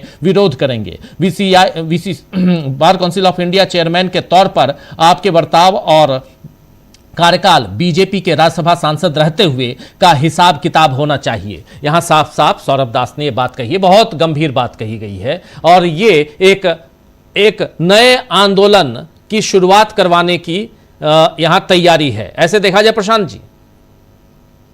बिल्कुल, ये तो बिल्कुल बेसिर की बात है, बदतमीजी है ये। और छात्रों को ये सीजन 2 शुरू करने का आमंत्रण है कि आप आइए जंतर मंतर, फिर से जंतर मंतर आबाद किए। जंतर मतलब कि विरोध प्रदर्शन कहीं भी। और ये जस्टिस सूर्यकांत को मुश्किल में डालेगा और नरेंद्र मोदी को भी मुश्किल में डालेगा। ये आवश्यकता से अधिक जो भक्ति है वो मुश्किल में डालती है, जिसके बारे में राहुल गांधी बता चुके हैं। ये अंधभक्ति है और ये अंधभक्ति मुश्किल में डालती है पूरे देश के कानून के स्टूडेंट्स में, और कानून के नहीं, किसी के भी। भाई हम तो कानून के स्टूडेंट नहीं है, अभी आप नहीं है, लेकिन हमको तकलीफ हो रही इस बात से कि उनका एक डेमोक्रेटिक राइट है कि कन्वोकेशन में वो किससे डिग्री लें, और डिग्री लेने के कोई वो ऐसी कोई वो बात नहीं है। बात ये है मेनली कि उनका डेमोक्रेटिक राइट जताने का तरीका ये है। भाई कुछ लोग हैं जो कि शाही सड़क के विरोध जताते हैं, नेहा के ऊपर, नेहा बोरा के ऊपर, कुछ लोग और कुछ कर्म के विरोध जताते हैं, कुछ लोग हवन करके मल्लिकार्जुन खड़गे के जहाँ पे रैली हुई वहां पे विरोध जताते हैं। और एक ये लोकतांत्रिक तरीका है कि हमारा विरोध जताने का कि हम आपके कॉन्डक्ट के से खुश नहीं हैं, नाराज हैं, और हम आपका बायकॉट करेंगे अगर आप आएंगे तो। और चिट्ठी लिखी उन्होंने। तो ये तो डेमोक्रेटिक राइट का उल्लंघन है जो ये बार काउंसिल ऑफ इंडिया के चेयरमैन कह रहे हैं। और सौरभ दास ने बिल्कुल सही तरीके से उनका जो बायोडाटा है पूरा रख दिया। तो अब एक नया मुसीबत जो है वो शुरू कर दी इन्होंने, जिसकी पुरानी जो फाइल है पेंडिंग है। इतने बड़े बड़े संकट आ गए अमित शाह को लेकर, मोदी को लेकर, और वो संकट से सरकार जूझ रही है। पार्लियामेंट आने की हिम्मत नहीं हुई और एक नया संकट खड़ा कर दिया इन्होंने।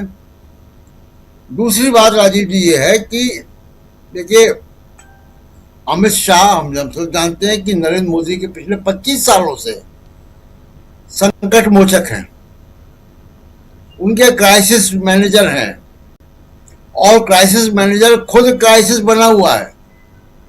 राहुल गांधी ने उनको बिल्कुल पेंट कर दिया उस तरीके से कि वो क्राइसिस मैनेजर हैं। और उस क्राइसिस मैनेजर के लिए राजीव जी ना राजनाथ सिंह बोले, ना शिवराज सिंह चौहान बोले, ना गडकरी बोले, यानी बीजेपी का कोई भी बड़ा नेता बोला ही नहीं। और जो मुझको खबर लग रही है सूत्रों से ही सही, वो कि बीएल संतोष बहुत नाराज हैं। बीएल संतोष कौन है? जो आरएसएस और बीजेपी के बीच में ब्रिज हैं, पुल का काम करते हैं। वो भी खुश नहीं है अमित शाह से या पूरे प्रकरण से। तो बिल्कुल ये दोनों लोग, नरेंद्र मोदी और अमित शाह, कॉर्नर हो चुके हैं। तो ये बड़े बड़े नेताओं ने जो है वो नहीं इनका साथ दिया। और एक आखिरी बात देखिए, कांग्रेस का रचनात्मक कांग्रेस का आज अधिवेशन था, 2 दिन से चल रहा था, वर्कशॉप थी, अधिवेशन था। रचनात्मकता में यानी क्रिएटिविटी में कितनी ताकत होती है उसका एक मिसाल देखिए आप। हजारों करोड़ रुपए खर्च करके कॉर्पोरेट ने, आरएसएस ने, मोदी जी ने राहुल गांधी की छवि बनाने का काम किया 15 साल, 2010 से अब तक उनको पप्पू बनाने का एक प्रोजेक्ट चलाया गया हजारों करोड़ का। और 4 लड़कियां जंतर मंतर की सड़क में ढपली के साथ बैठी हुई हैं और उन्होंने 56 इंच का छोटा बंदर कर दिया मुफ्त में, बिना पैसे के। वो आपके स्टूडियो में भी वो लड़कियां आई थी। तो क्रिएटिविटी में ये ताकत होती है। जी राजीव, बिल्कुल बिल्कुल, क्रिएटिविटी की ये ताकत, और इस ताकत के आगे क्या नरेंद्र मोदी और उनका कुनबा जो है वो पस्त हो रहा है। स्वामी जी, और इन सब के बीच, स्वामी जी आपके पास आना चाहता हूं जल्दी से, और इन सब के बीच ये साफ साफ अभी मैं देख रहा हूं जितने कॉकरोच पार्टी के जो प्रवक्ता हैं ये सब बहुत एक्टिव हो गए हैं। कल तक में आप लोग, हो सकता है कि या तो मनन कुमार मिश्रा साहब जो हैं वो अपने इस आदेश को वापस ले लेंगे या एक नए आंदोलन की शुरुआत होगी, ये भी दिखाई दे रहा है। और लॉ फैकल्टी, और इतना ही नहीं, यहाँ साफ दिखाई दे रहा है ये भी कि ये उकसाने वाली राजनीति है कि अगर मेरी इच्छा नहीं कि मैं आपके हाथ से अपनी डिग्री लूँ, और मैं सिर्फ अकेला नहीं बल्कि पूरा का पूरा बैच है, तो आप हमारी डिग्री को मान्यता ही नहीं देंगे। वाह, इसी को तो डिक्टेटरशिप कहते हैं स्वामी जी। ये अंधभक्ति ठीक है, लेकिन क्या ये डिक्टेटरशिप नहीं है? कैसे देखा जाए? और राहुल गांधी देखिए राजीव जी, आपको शायद राहुल गांधी जो बात कह रहे हैं आपको शायद उसका उदाहरण सामने है। राजीव जी, आपको खबर मिल गई होगी, वाराणसी बार काउंसिल के बहुत सारे वकील बैठ के ये 56 इंच का छोटा बंदर गा रहे हैं और उन्होंने विरोध प्रदर्शन शुरू कर दिया है। और आप जानते हैं, भारतवर्ष में अगर पुलिस किसी से डरती है तो वकीलों से डरती है। देखिए, मेरा यह अधिकार है, मेरा लोकतांत्रिक अधिकार है, मैं किसी के हाथ से डिग्री लूं या न लूं, मेरा अधिकार है। इस पे कानूनी कार्रवाई कैसे हो सकती है? मेरे भविष्य को आप खराब कैसे कर सकते हैं? मेरे भविष्य को बिगाड़ कैसे सकते हैं? भाई, यहां तो आपने माफ कर दिया, एक वकील साहब ने चीफ जस्टिस ऑफ इंडिया पे जूता फेंक दिया, एक वकील साहब ने उनको गाली दे दी, मां बहन की गाली दे दी, उनको तो माफ कर दिया। और यहां एक बच्चा जो अभी पास आउट हो रहा है, भाई मैं अपने उसमें नहीं गया था कन्वोकेशन में, जब मैंने डिग्री ली मैं कन्वोकेशन में नहीं गया था क्योंकि मैं नौकरी में चला गया था। तो जरूरी है कि मैं जाके कन्वोकेशन के अंदर डिग्री लूं और जिस आदमी के हाथ से मुझे दी जा रही है उससे हाथ से लूं? नहीं दूंगा। यूनिवर्सिटी में, यूनिवर्सिटी मुझे डाक से भेज सकती है, यूनिवर्सिटी जाके मैं ले लूंगा, कोई जरूरी नहीं है। देखिए, वही होता है, विनाश काले विपरीत बुद्धि वाली बात है ये। जब नाश मनुष्य पे छाता है पहले विवेक मर जाता है। मिश्रा जी ने सोचा होगा, भाई बार काउंसिल के प्रेसिडेंट हैं, चेयरमैन हैं, तो मेरे ख्याल से बुद्धिमान व्यक्ति होंगे, उनको यह सोच लेना चाहिए था, जैसे चीफ जस्टिस ऑफ इंडिया ने अगर कॉकरोच ना कहा होता तो आज देश की शायद ये परिस्थिति ना होती। वैसे ही मनन मिश्रा साहब ने, जहां पे आंदोलन के कुछ रूप केवल उभर के सामने आ रहे थे, वहां यह मुद्दा उठा के बच्चों को एक और टूल आपने दे दिया। अभी तक तो जैन अल्फा उत्पीड़ित था, वो अपने अधिकार मांग रहा था, जैन जी मांग रहा था। अब इस प्रकार की तानाशाही प्रवृत्ति को दिखाना कि अगर हम ये इनके हाथ से देंगे, कल आप कहेंगे उनके हाथ से ले लीजिए, आसाराम के हाथ से ले लीजिए। भाई हम क्यों ले लो? हम नहीं लेंगे, हमारा कॉन्शियस नहीं अलाउ करता, हम नहीं लेंगे। भाई ठीक है, चीफ जस्टिस ऑफ इंडिया जब कुर्सी पे अपनी बैठते हैं, जब वो जज की कुर्सी पे बैठते हैं, हम उनका सम्मान करते हैं क्योंकि वो हमारा संवैधानिक कर्तव्य है। जो वो न्याय देंगे, जो भी आदेश देंगे, हम उनका अनुपालन करेंगे, चाहे हमें अच्छा लगे या बुरा लगे। लेकिन जब वो कुर्सी से हट जाएंगे और एक यूनिवर्सिटी के अंदर जाएंगे तो उसके बाद तो चीफ गेस्ट रह गए, वहां पे चीफ जस्टिस ऑफ इंडिया थोड़ी हमें डिग्री दे रहे हैं। तो वहां उनकी पद प्रतिष्ठा, उसके बाद सम्मान और उसके बाद जीवन में भविष्य खराब करना, तो मेरे ख्याल से ये मनन मिश्रा साहब भी वही कर रहे हैं जो चीफ जस्टिस ऑफ इंडिया ने किया था और 20 तारीख को अमित शाह साहब ने किया था। देखिए, ये बच्चे जो है, इनको अगर प्यार से समझाया जाए, ये प्यार से चीजों को समझ सकते हैं। लेकिन जो राहुल गांधी कर रहे हैं, राहुल गांधी जिस प्रकार से उन बच्चों से भी मिले जिनको पैलेट गन लगी, उन बच्चों से भी मिले जो जंतर मंतर में भूख हड़ताल बैठे थे, हर समाज के वर्ग से मिल रहे हैं, सबको ये मैसेज दे रहे हैं। और उन्होंने आज बात कही कि भाई हर आदमी की बहुत सारी पर्सनैलिटी होती है। राजीव जी, आप चीफ एडिटर भी हैं, आप पिता भी हैं, आप जो है पति भी हैं, आप किसी के बेटे भी हैं, आपके बहुत सारे रूप हैं आपके। लेकिन जरूरी थोड़ी आप सनातनी भी हैं, आप हिंदू भी हैं, मैं भी वही हूं। तो ये जरूरी थोड़ी है कि मेरी एक जो पर्सनैलिटी है, मेरी सारी पर्सनैलिटी भी हावी हो जाए। और राहुल गांधी ने ये भी बिल्कुल बात सही कही कि 12 साल के अंदर हमारे देश के अंदर जितना बंटवारा किया गया है, देश को कमजोर किया है। और ये मनन मिश्रा साहब हों या इस प्रकार के स्टेटमेंट देके आप देश को बांटने का प्रयास कर रहे हैं, बच्चों को उत्तेजित करने का प्रयास कर रहे हैं, जनजी को उत्तेजित करने का प्रयास कर रहे हैं, तो अगर देश के अंदर इस प्रकार का अनर्थ होता है, दोबारा आंदोलन फैलता है, उसके लिए मनन मिश्रा भी रिस्पॉन्सिबल होंगे। जैसे पहली बार चीफ जस्टिस ऑफ इंडिया ने जब कॉकरोच बुलाया था और जब ये आंदोलन हुआ था, उसका जिम्मेदारी चीफ जस्टिस ऑफ इंडिया की भी है। और 20 तारीख को जिस प्रकार का आतंक फैलाया गया था, बच्चों का दमन हुआ था, आगे अगर ये दमन बढ़ता है और आगे आंदोलन फैलता है और देश के अंदर अवस्था फैलती है, उसकी जिम्मेदारी केवल अमित शाह साहब की होगी। तो चाहे चीफ जस्टिस ऑफ इंडिया साहब हो, चाहे अमित शाह साहब हो, चाहे मनन मिश्रा साहब हो, कृपा करके देश को एकजुट करने का प्रयास कीजिए, एक दूसरे समाज या वर्ग को उत्तेजित करने का प्रयास मत कीजिए। जी बिल्कुल बिल्कुल, आप सही कह रहे हैं। यहाँ उत्तेजित करने का प्रयास हो रहा है, उसकी कोशिश हो रही है, ये साफ दिखाई दे रहा है। क्योंकि ये एक अपने आप में, और मनन मिश्रा 2012 से बार काउंसिल ऑफ इंडिया के चेयरमैन हैं, 2030 तक रहेंगे। बार काउंसिल ऑफ इंडिया में जितनी धांधलियाँ, जितने घोटाले हैं, सब सामने आ जाएंगे अभी जब उसकी तरफ बातें होने लगेंगी। और ये सब कहा जा रहा है, मैं अपनी तरफ से कुछ नहीं कह रहा हूँ, सब सोशल मीडिया पर चल रहा है, खूब चल रहा है, खूब चल रहा है। प्रफुल्ल जी, इन सब के बीच ये ताकत कहां से आ रही है? ये डरो मत का नारा है, राहुल गांधी आज भी कह रहे थे। बच्चे भी देख लीजिए, बच्चे 6वीं 7वीं 8वीं के बच्चे भी सड़कों पे खड़े होके और कह रहे हैं ये रोड नहीं बनी, 4 बार आए 5 बार आए हम लोग। जी, ये तो असल में डोमिनो इफेक्ट से भी आगे की घटना है। एक बार जब बांध टूट जाए तो फिर उसके पानी को रोकना, अभी सर कह रहे थे, वो बड़ा मुश्किल होता है। और ये जो आक्रोश का और जो शिकायतों का ये जो सिलसिला है, ये इतना लंबा जमा हो गया है और सभी वर्ग के लोग इस पर टूट पड़े हैं। और अभी जो कॉकरोच जनता पार्टी ने कहा है, देखिए मेरा दर्द, तुम्हारे दर्द, इसका दर्द, उसका दर्द, सभी दर्द अगर जुट जाता है तो एक बड़ा जन आंदोलन खड़ा हो जाता है। अभी छात्रों के साथ ये कहा गया कि नहीं, आपको इनके हाथ से लेना होगा, उन्होंने इनकार किया तो उस पर इस तरह का आदेश ये मनन मिश्रा डाल रहे हैं। और दूसरी तरफ देखिए कि सीजेपी ने अपने सम्मेलन के लिए हॉल बुक करने की कोशिश की तो पूरे दिल्ली में उसको हॉल नहीं मिल रहा है, खारिज कर दिया गया। वो पार्क में कर रहे थे, वहां भी पता नहीं कोट अनकोट अस्थायी निवासी जो होते हैं ये तो इनके ही होते हैं। और उसके बाद पुलिस कार्रवाई हो गई, वहां से उन लोगों को जाने के लिए कह दिया गया।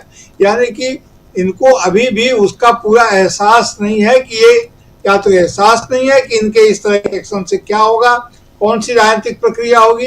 लेकिन एक बात ये समझ गए हैं और इसलिए मुझे लगता है कि जो चुनाव के माध्यम से अगर सत्ता पर ये काबिज हो भी जाए ज्ञानादेश के माध्यम से, तो भी सत्ता चलाना लोकतांत्रिक तरीके से इनके लिए संभव नहीं होगा, क्योंकि जनता में आक्रोश लगातार बढ़ रहा है। तो ये इस तरह का यह भी हो सकता है कि ये प्रोवोकेशन दे रहे हैं कि इस तरह का कुछ उत्पात हो जिसके पास इनको शासन की तरफ से किसी भी प्रकार की एट्रोसिटीज करने की, अत्याचार करने की और आगे बढ़ने की नौबत आए। लेकिन अभी इनकी हिम्मत इसलिए नहीं जुट रही है कि आपने देखा होगा कि कई सीनियर जो रिटायर्ड भी हैं, ब्यूरोक्रेट्स वगैरह, वो ट्वीट कर रहे हैं, मैसेज दे रहे हैं, क्या ग्रेप वाइन वगैरह वगैरह वो मैसेज कर रहे हैं कि मैं आशीष जोशी की भी बात कर रहा हूँ, तो दे रहे हैं कि किस प्रकार से ये तमाम तरह के कानूनी और संवैधानिक प्रावधानों के बाहर जाकर के जो राज्यादेश, जो ये इनके पॉलिटिकल बॉसेस जो आदेश दे रहे हैं, उसके प्रति ब्यूरोक्रेसी में कसमसाहट है और जबरदस्त कसमसाहट है। तो वे लोग अब इसको उस तरह से साथ नहीं देंगे। और कोई देवी शक्ति इनके पास थोड़ी है कि ये मंत्र मारेंगे या फू मारेंगे तो सब उड़ जाएगा, वो सब कथा कहानी है। इसलिए अब इनकी जो है अपने बोझ के नीचे ये दबते जा रहे हैं। एक कुछ और 2-3 महीने का मुझे लगता है कि समय लगेगा इनका। 16 अगस्त के बाद, 15 अगस्त के बाद ये सब प्रक्रियाएं लगता है कि कुछ तेज होंगी, क्योंकि कन्फ्रंटेशन ये चाहते हैं, क्योंकि ये चाहते हैं कि इस तरह से हम नहीं रह सकते हैं सत्ता में कायम, भले ही हम ज्ञानादेश के चुनाव जीत भी लें तब भी नहीं रह सकते हैं। राहुल गांधी के एक एक शब्द की कीमत है कि पागलपन में आदमी कुछ भी कर सकता है। तो जब वो संकेत दे रहे हैं तो उसका यही संकेत मुझे लगता है कि आदमी कोई पगलाई हुई व्यवस्था हो गई है, तो कोई पगलाया हुआ निर्णय यानी कि बेसिर पैर की बातें करेंगे और आरोप लगाएंगे। और जिस प्रकार से सिर्फ भाषा का अप्रोच लगा करके, मैं तो अभी कही रहा था कि क्रियात्मक भाषा जिसको बोलते हैं, हाथ पैर हिला करके बात करना, जैसे गांव देहात में हम लोग अभी भी बात करते थे, हमारे पुरखे बात करते थे, वो बिल्कुल बंधे हुए बात नहीं करते थे और बहुत सौम्य ढंग से बात नहीं करते थे। उसमें गालियां भी होती थी, उसमें तमाम तरह की भाषाएं होती थी, तमाम तरह की बात होती थी। तो अब राहुल गांधी के ऊपर अधिक जिम्मेवारी आ गई है और तमाम इसके ऊपर में, और ये देखिए कि अभी क्या होता है। लेकिन बार काउंसिल को, मनन मिश्रा को ये हक नहीं था कि वो इस तरह का करें। अगर उनके खिलाफ आंदोलन होता है तो निश्चित रूप से एक बड़ा आंदोलन होगा और तमाम सभी छात्र इसमें शामिल होंगे। सर जी अमलेंदु जी कैसे देखते हैं आप ये पूरे घटनाक्रम को? हालांकि दूसरी तरफ आज मल्लिकार्जुन खड़गे ने जो हल्द्वानी वाली घटना को उठाया है, उस पर भी सत्ता पक्ष की तरफ से बहुत सारे बयान आ रहे हैं और सत्ता पक्ष यहाँ अपने आप को बचाने में लगा हुआ है। यानी नहीं, ऐसा नहीं हुआ होगा, अगर ऐसा हुआ होगा तो हम जांच करवाएंगे। जेपी नड्डा ने अंदर कहा, फिर अर्जुन राम मेघवाल ने और बाकियों ने भी सब कह रहे हैं। यह आज का दिन कैसे देखा जाए? राहुल गांधी का हमला, मल्लिकार्जुन खड़गे का हमला, अब उसके बाद ये ऊपर से जो बचा था वो मनन कुमार मिश्रा साहब जो हैं, उन्होंने रही सही कसर। और यहाँ से क्या आपको लगता है कि देश की सियासत और गरमाने वाली है? सामने 15 देखिए राजीव जी, 15 अगस्त बिल्कुल राजीव जी, 15 अगस्त शायद हो सकता है मोदी जी का झंडा फहराने का आखिरी 15 अगस्त हो। उसके बाद परिस्थितियां ऐसी बन जाए कि 15 अगस्त पे झंडा फहराने को ना मिले।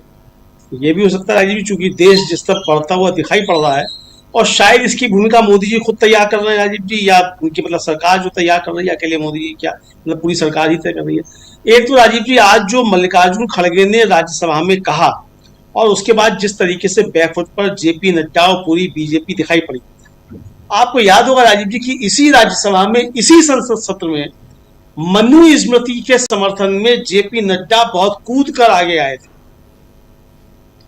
मल्लिकार्जुन खड़गे ने जो एनसीईआरटी की किताब है उसमें से निकाल के बताया था कि एनसीईआरटी की किताबों में मनु स्मृति का यह पढ़ाया जा रहा है जी। जेपी नड्डा साहब ने सभापति जी को आदेश दिया, मेरी इस लाइन पे आप गौर कीजिएगा कि सभापति जी को आदेश दिया उन्होंने कि सुधांशु त्रिवेदी जी जो है वो असली मनुस्मृति बताएंगे क्या है, और ये खड़गे साहब कर बता रहे हैं। खड़गे जी की तरफ से कहा गया, प्रमोद तिवारी की तरफ से कहा गया कि भाई ये आपकी ही किताब है, आपकी किताब में लिखा गया वो ये बताया जा रहे हैं, असली और नकली मनुस्मृति भी हम जा ही नहीं रहे। तो ये राज्य की मनुस्मृति के समर्थन में जिस तरीके से उस दिन पूरी भारतीय जनता पार्टी दिखाई पड़ी थी, उसी का नतीजा ये हुआ कि मल्लिकार्जुन खड़गे जब हल्द्वानी जाते हैं तो उसके बाद वो स्थल को जो है गंगा जल से साफ कराया जाता है, उसका शुद्धिकरण कराया जाता है, और आज जेपी नड्डा बैकफुट पर नजर आते हैं, चूंकि जो कर चुके थे मनुस्मृति के समर्थन करके उसके दुष्परिणाम जो थे वो सामने आने लगे, ये सामने दिखाई पड़ गया। तो ये समझ में आ गया कि अब ये मामला बीजेपी के खिलाफ जा सकता है राज्य, तो ये आज पूरी तरीके से नजर आए। और बाबा यही कहते हैं कि हम इसको सब्सक्राइब नहीं करते हैं, हम इसका जांच कराएंगे, हमारा कोई होगा तो उस पर कार्रवाई करेंगे। ये सफाइयां देते हुए जेपी नड्डा साहब नजर आए और कहते हुए नजर आए कि मैं यहाँ पूर्व अध्यक्ष बैठा हूँ बीजेपी का, और अध्यक्ष नवीन जी बैठे हैं, और हम इसको सब्सक्राइब नहीं करते हैं। यानी ये कहते हुए नजर आए कि हम जो एट्रोसिटीज हैं दलितों के ऊपर और छुआछूत जो हम उसको नहीं मानते हैं। अब ये राजीव जी साफ हो गया कि इनकी जो पॉलिसी है वो मल्लिकार्जुन खड़गे ने इसी संसद सत्र में, इसी राज्यसभा में ये साफ कर दिया कि इनकी असली राजनीति क्या है और दलितों के प्रति इनका रवैया क्या है। ये राजीव जी एक तो स्पष्ट हो गया, आप सफाइयां कुछ भी देते फिर ये होता रहेगा। और राजीव जी अब जो राहुल गांधी कह रहे हैं और जिस तरीके से आ रहा है, आज जो राहुल गांधी ने बातें कही, और आपने भी कहा कि भाई जो अब जो मनन कुमार मिश्रा साहब ने जो किया है, इन सब चीजों का राजीव जी एक इंटरकनेक्शन है, और मुझे लगता है वो इंटरकनेक्शन ये है कि शायद मोदी जी और सरकार ये चाहती है कि देश के अंदर एक अराजकता की स्थिति पैदा हो और फिर उसके बहाने इमरजेंसी लगाई जाए और फिर चुनाव जो है वो स्थगित किए जाए, फिर चुनाव की बातें बंद कर दी जाए। क्योंकि चुनाव के जरिए ज्ञानेश कुमार की मदद के बावजूद उनको सत्ता में लौटने का कोई रास्ता दिखाई पड़ता नहीं है राजीव जी, जो मुझको समझ में आ रहा है जिस तरीके से बढ़ रहा है। इसीलिए राजीव जी जो सीजीआई साहब की टिप्पणी थी कॉकरोच, मुझे लगता है वो भी उसी एक माइंड गेम जो है उसका हिस्सा रही होगी, और मिश्रा साहब की राजीव जी जो आदेश है वो तो उसी का हिस्सा है ही बिल्कुल। और 20 जुलाई को जो हुआ राजीव जी, वो 20 जुलाई को किसी गलती में नहीं हुआ, किसी अक्षमता में नहीं हुआ, सोची समझी रणनीति के तहत हुआ कि छात्रों पर इस तरीके से अत्याचार किया जाएगा, इससे देश के अंदर एक अराजकता की स्थिति पैदा होगी और हमको ये कहने का मौका मिलेगा कि देखो संसद तक पहुंच गए थे, इतना इन्होंने उत्पात मचाया, इसलिए अब देश के अंदर ठीक स्थितियां नहीं है, इमरजेंसी लगाई जाती है। हो सकता है राजीव जी ये इनकी रणनीति रही हो, जो कि हमारे छात्रों ने विफल कर दिया। उन्होंने पूरे गांधीवादी तरीके से अपना आंदोलन किया, और जब उनके ऊपर आंसू गैस के गोले फेंके जाते थे और लाठीचार्ज किया जाता था तो जनगण मन गाने के लिए शुरू हो जाते थे, राष्ट्रगान शुरू हो जाता था। तो यानी पूरे गांधीवादी तरीके से उन्होंने इनका गोडसेवादी तरीका जो था उसको विफल कर दिया छात्रों और नौजवानों ने राजीव जी, इसलिए इनको परेशानी हुई। अब जो मनन कुमार मिश्रा साहब का राजीव जी आदेश है, एक तो पहली बात यह है कि मनन कुमार मिश्रा साहब जो है किस हैसियत से आदेश दे रहे हैं, संविधान का कुछ बताएंगे उनको ये आदेश है, इस तरीके का कोई मतलब उनकी क्षमता है ये आदेश देने की? क्या बार काउंसिल ऑफ इंडिया ने प्रस्ताव पारित कर दिया है या अकेले अध्यक्ष जी ही ये प्रस्ताव दे सकते हैं? क्योंकि राजीव के बीच में आया कि एक सुप्रीम कोर्ट बार एसोसिएशन के थे और जब किसानों का आंदोलन चल रहा था उन्होंने एक जारी कर दिया कुछ किसानों के खिलाफ, और मालूम पड़ा कि वो सुप्रीम कोर्ट बार एसोसिएशन ने फिर कहा कि इससे हमारा कोई लेना देना नहीं है। तो मनन कुमार मिश्रा साहब जो आदेश दे रहे हैं, क्या पूरी बार काउंसिल का ही आदेश है? अभी तो इस पर राजीव भी सवाल हो जाएगा। लेकिन क्या जो 20 जुलाई को फेल हुई सरकार अराजकता फैलाने में, तो क्या अब मदन कुमार मिश्रा साहब के आदेश के जरिए क्या फिर देश के अंदर एक अराजकता फैलाने की कोशिश हो रही है? हमको ये राजीव जी देखना पड़ेगा। या फिर जो है, मैंने पहले भी एक बार एक किस्सा सुनाया राजीव जी कि एक मदारी था, उसने एक भालू पाला हुआ था, भालू जो था बहुत स्वामी भक्त था। अब वो एक दिन मदारी सो रहा था तो उसकी नाक पे मक्खी बैठी हुई थी। तो पहले तो भालू जो था वो हाथ से हिलाता रहा, मक्खी उड़ी नहीं। जब मक्खी नहीं उड़ी तो उसने कहा इस मक्खी को मारना पड़ेगा। उसने एक जोर की छाप जो थी मदारी के नाक पे मारी तो पूरा चेहरा जो था वो नोच लिया। तो मक्खी मारने के चक्कर में कहीं मदन कुमार मिश्रा साहब ने भालू मतलब जो है वो समझ लीजिए तो मदारी के मुंह पर कहीं पंजा तो नहीं मार दिया मक्खी मारने के चक्कर में। तो अगर ये उस षड्यंत्र का हिस्सा नहीं है तो राजीव जी फिर आप इसको ये कह सकते हैं कि स्वामी भक्ति जो है वो थोड़ा हद से आगे बढ़ गई। बिल्कुल बिल्कुल, स्वामी भक्ति हद से आगे बढ़ गई है। देखते हैं ये भक्ति कई बार डेंजरस होती है, ये क्या उसी डेंजर जोन में है? जेन जी और जेन अल्फा ऑलरेडी सरकार को उस जोन में ले जा चुका है ये जनरेशन। अब ऊपर से मनन कुमार मिश्रा की स्वामी भक्ति ये कहाँ किस दिशा में इस देश को, और अगर आज रात तक ये इनका जो फरमान है ये वापस नहीं लेते हैं तो कल से एक नए आंदोलन की शुरुआत होगी, ये तय मानिए। देश का युवा और उसमें भी जो वकील है, और अभी शायद स्वामी जी कह रहे थे, आप लोगों में से किसी ने कहा कि पुलिस, वकील और पुलिस के सामने पुलिस जो है वकीलों से डरती है। ये भी हम लोगों ने देखा है, खूब हाथापाई देखी है। बहुत सारे विजुअल्स मिल जाएंगे, आप खोजिए ज़रा सोशल मीडिया पे। तो वकीलों की एक नई, और ये सिर्फ वकीलों की लड़ाई नहीं होगी, फिर ये लड़ाई वैसे ही जाएगी जैसे पहले गई है और मामला कहीं और आगे ना बढ़ जाए। चलिए देखते हैं, शांति स्थापित हो देश में, सत्ता परिवर्तन शांतिपूर्ण ढंग से हो। राहुल गांधी कह रहे हैं कि नफ़रत से नहीं बल्कि मोहब्बत से हम जीतेंगे, वैसा ही हो, हम यही उम्मीद करेंगे। क्या शकील जी, यही उम्मीद करनी चाहिए? बिल्कुल सही कह रहे हैं आप। जो नादान दोस्त होता है वो बहुत खतरनाक होता है, और जब आप कमजोर पड़ने लगते हैं तो आपके नादान दोस्त उछलने लगते हैं। वही हाल हुआ है। ये खुद सबसे पहले तो चीफ जस्टिस ऑफ इंडिया ने करा, क्या जरूरत थी उन्हें कॉकरोच कहने की, और जब उन्होंने कह दिया तो बार काउंसिल के अध्यक्ष जो है मनन कुमार, उनको उसको डिफेंड करना था। और इस बीच एक और बात हुई, वो भी बता दें, एक पत्रकार जी, उन्होंने एक नई घोषणा कर दी है कि इसको पार्लियामेंट को बंद कर दिया जाए। इन पत्रकार के बारे में हम पत्रकारों का नाम लेके कभी लिखते नहीं हैं, लेकिन ये एक ऐसे थे कि जिनके बारे में हमने नाम लेके भी लिखा है, वो हमारे सारे उस पर मिल जाएगा। बहुत चर्चा में रहा वो, अभी फिलहाल नहीं ले रहे हैं, उस बात को खत्म करना चाहते हैं। लेकिन बंदे ने कह दिया, सरकारी पत्रकार हैं बड़े, कि आप जो है इस पार्लियामेंट को ही बंद कर दो, मतलब देश के लोकतंत्र को खत्म कर दो, संसदीय लोकतंत्र को खत्म कर दो। कल भी हम बता रहे थे कि देश में संसदीय लोकतंत्र है, उन्होंने कहा इस पार्लियामेंट को खत्म करके जंतर मंतर में पहुंचा दो। तो ये जो नादान दोस्त हैं मोदी जी के, ये बहुत बड़ी बड़ी मुसीबतें पैदा करने वाले हैं।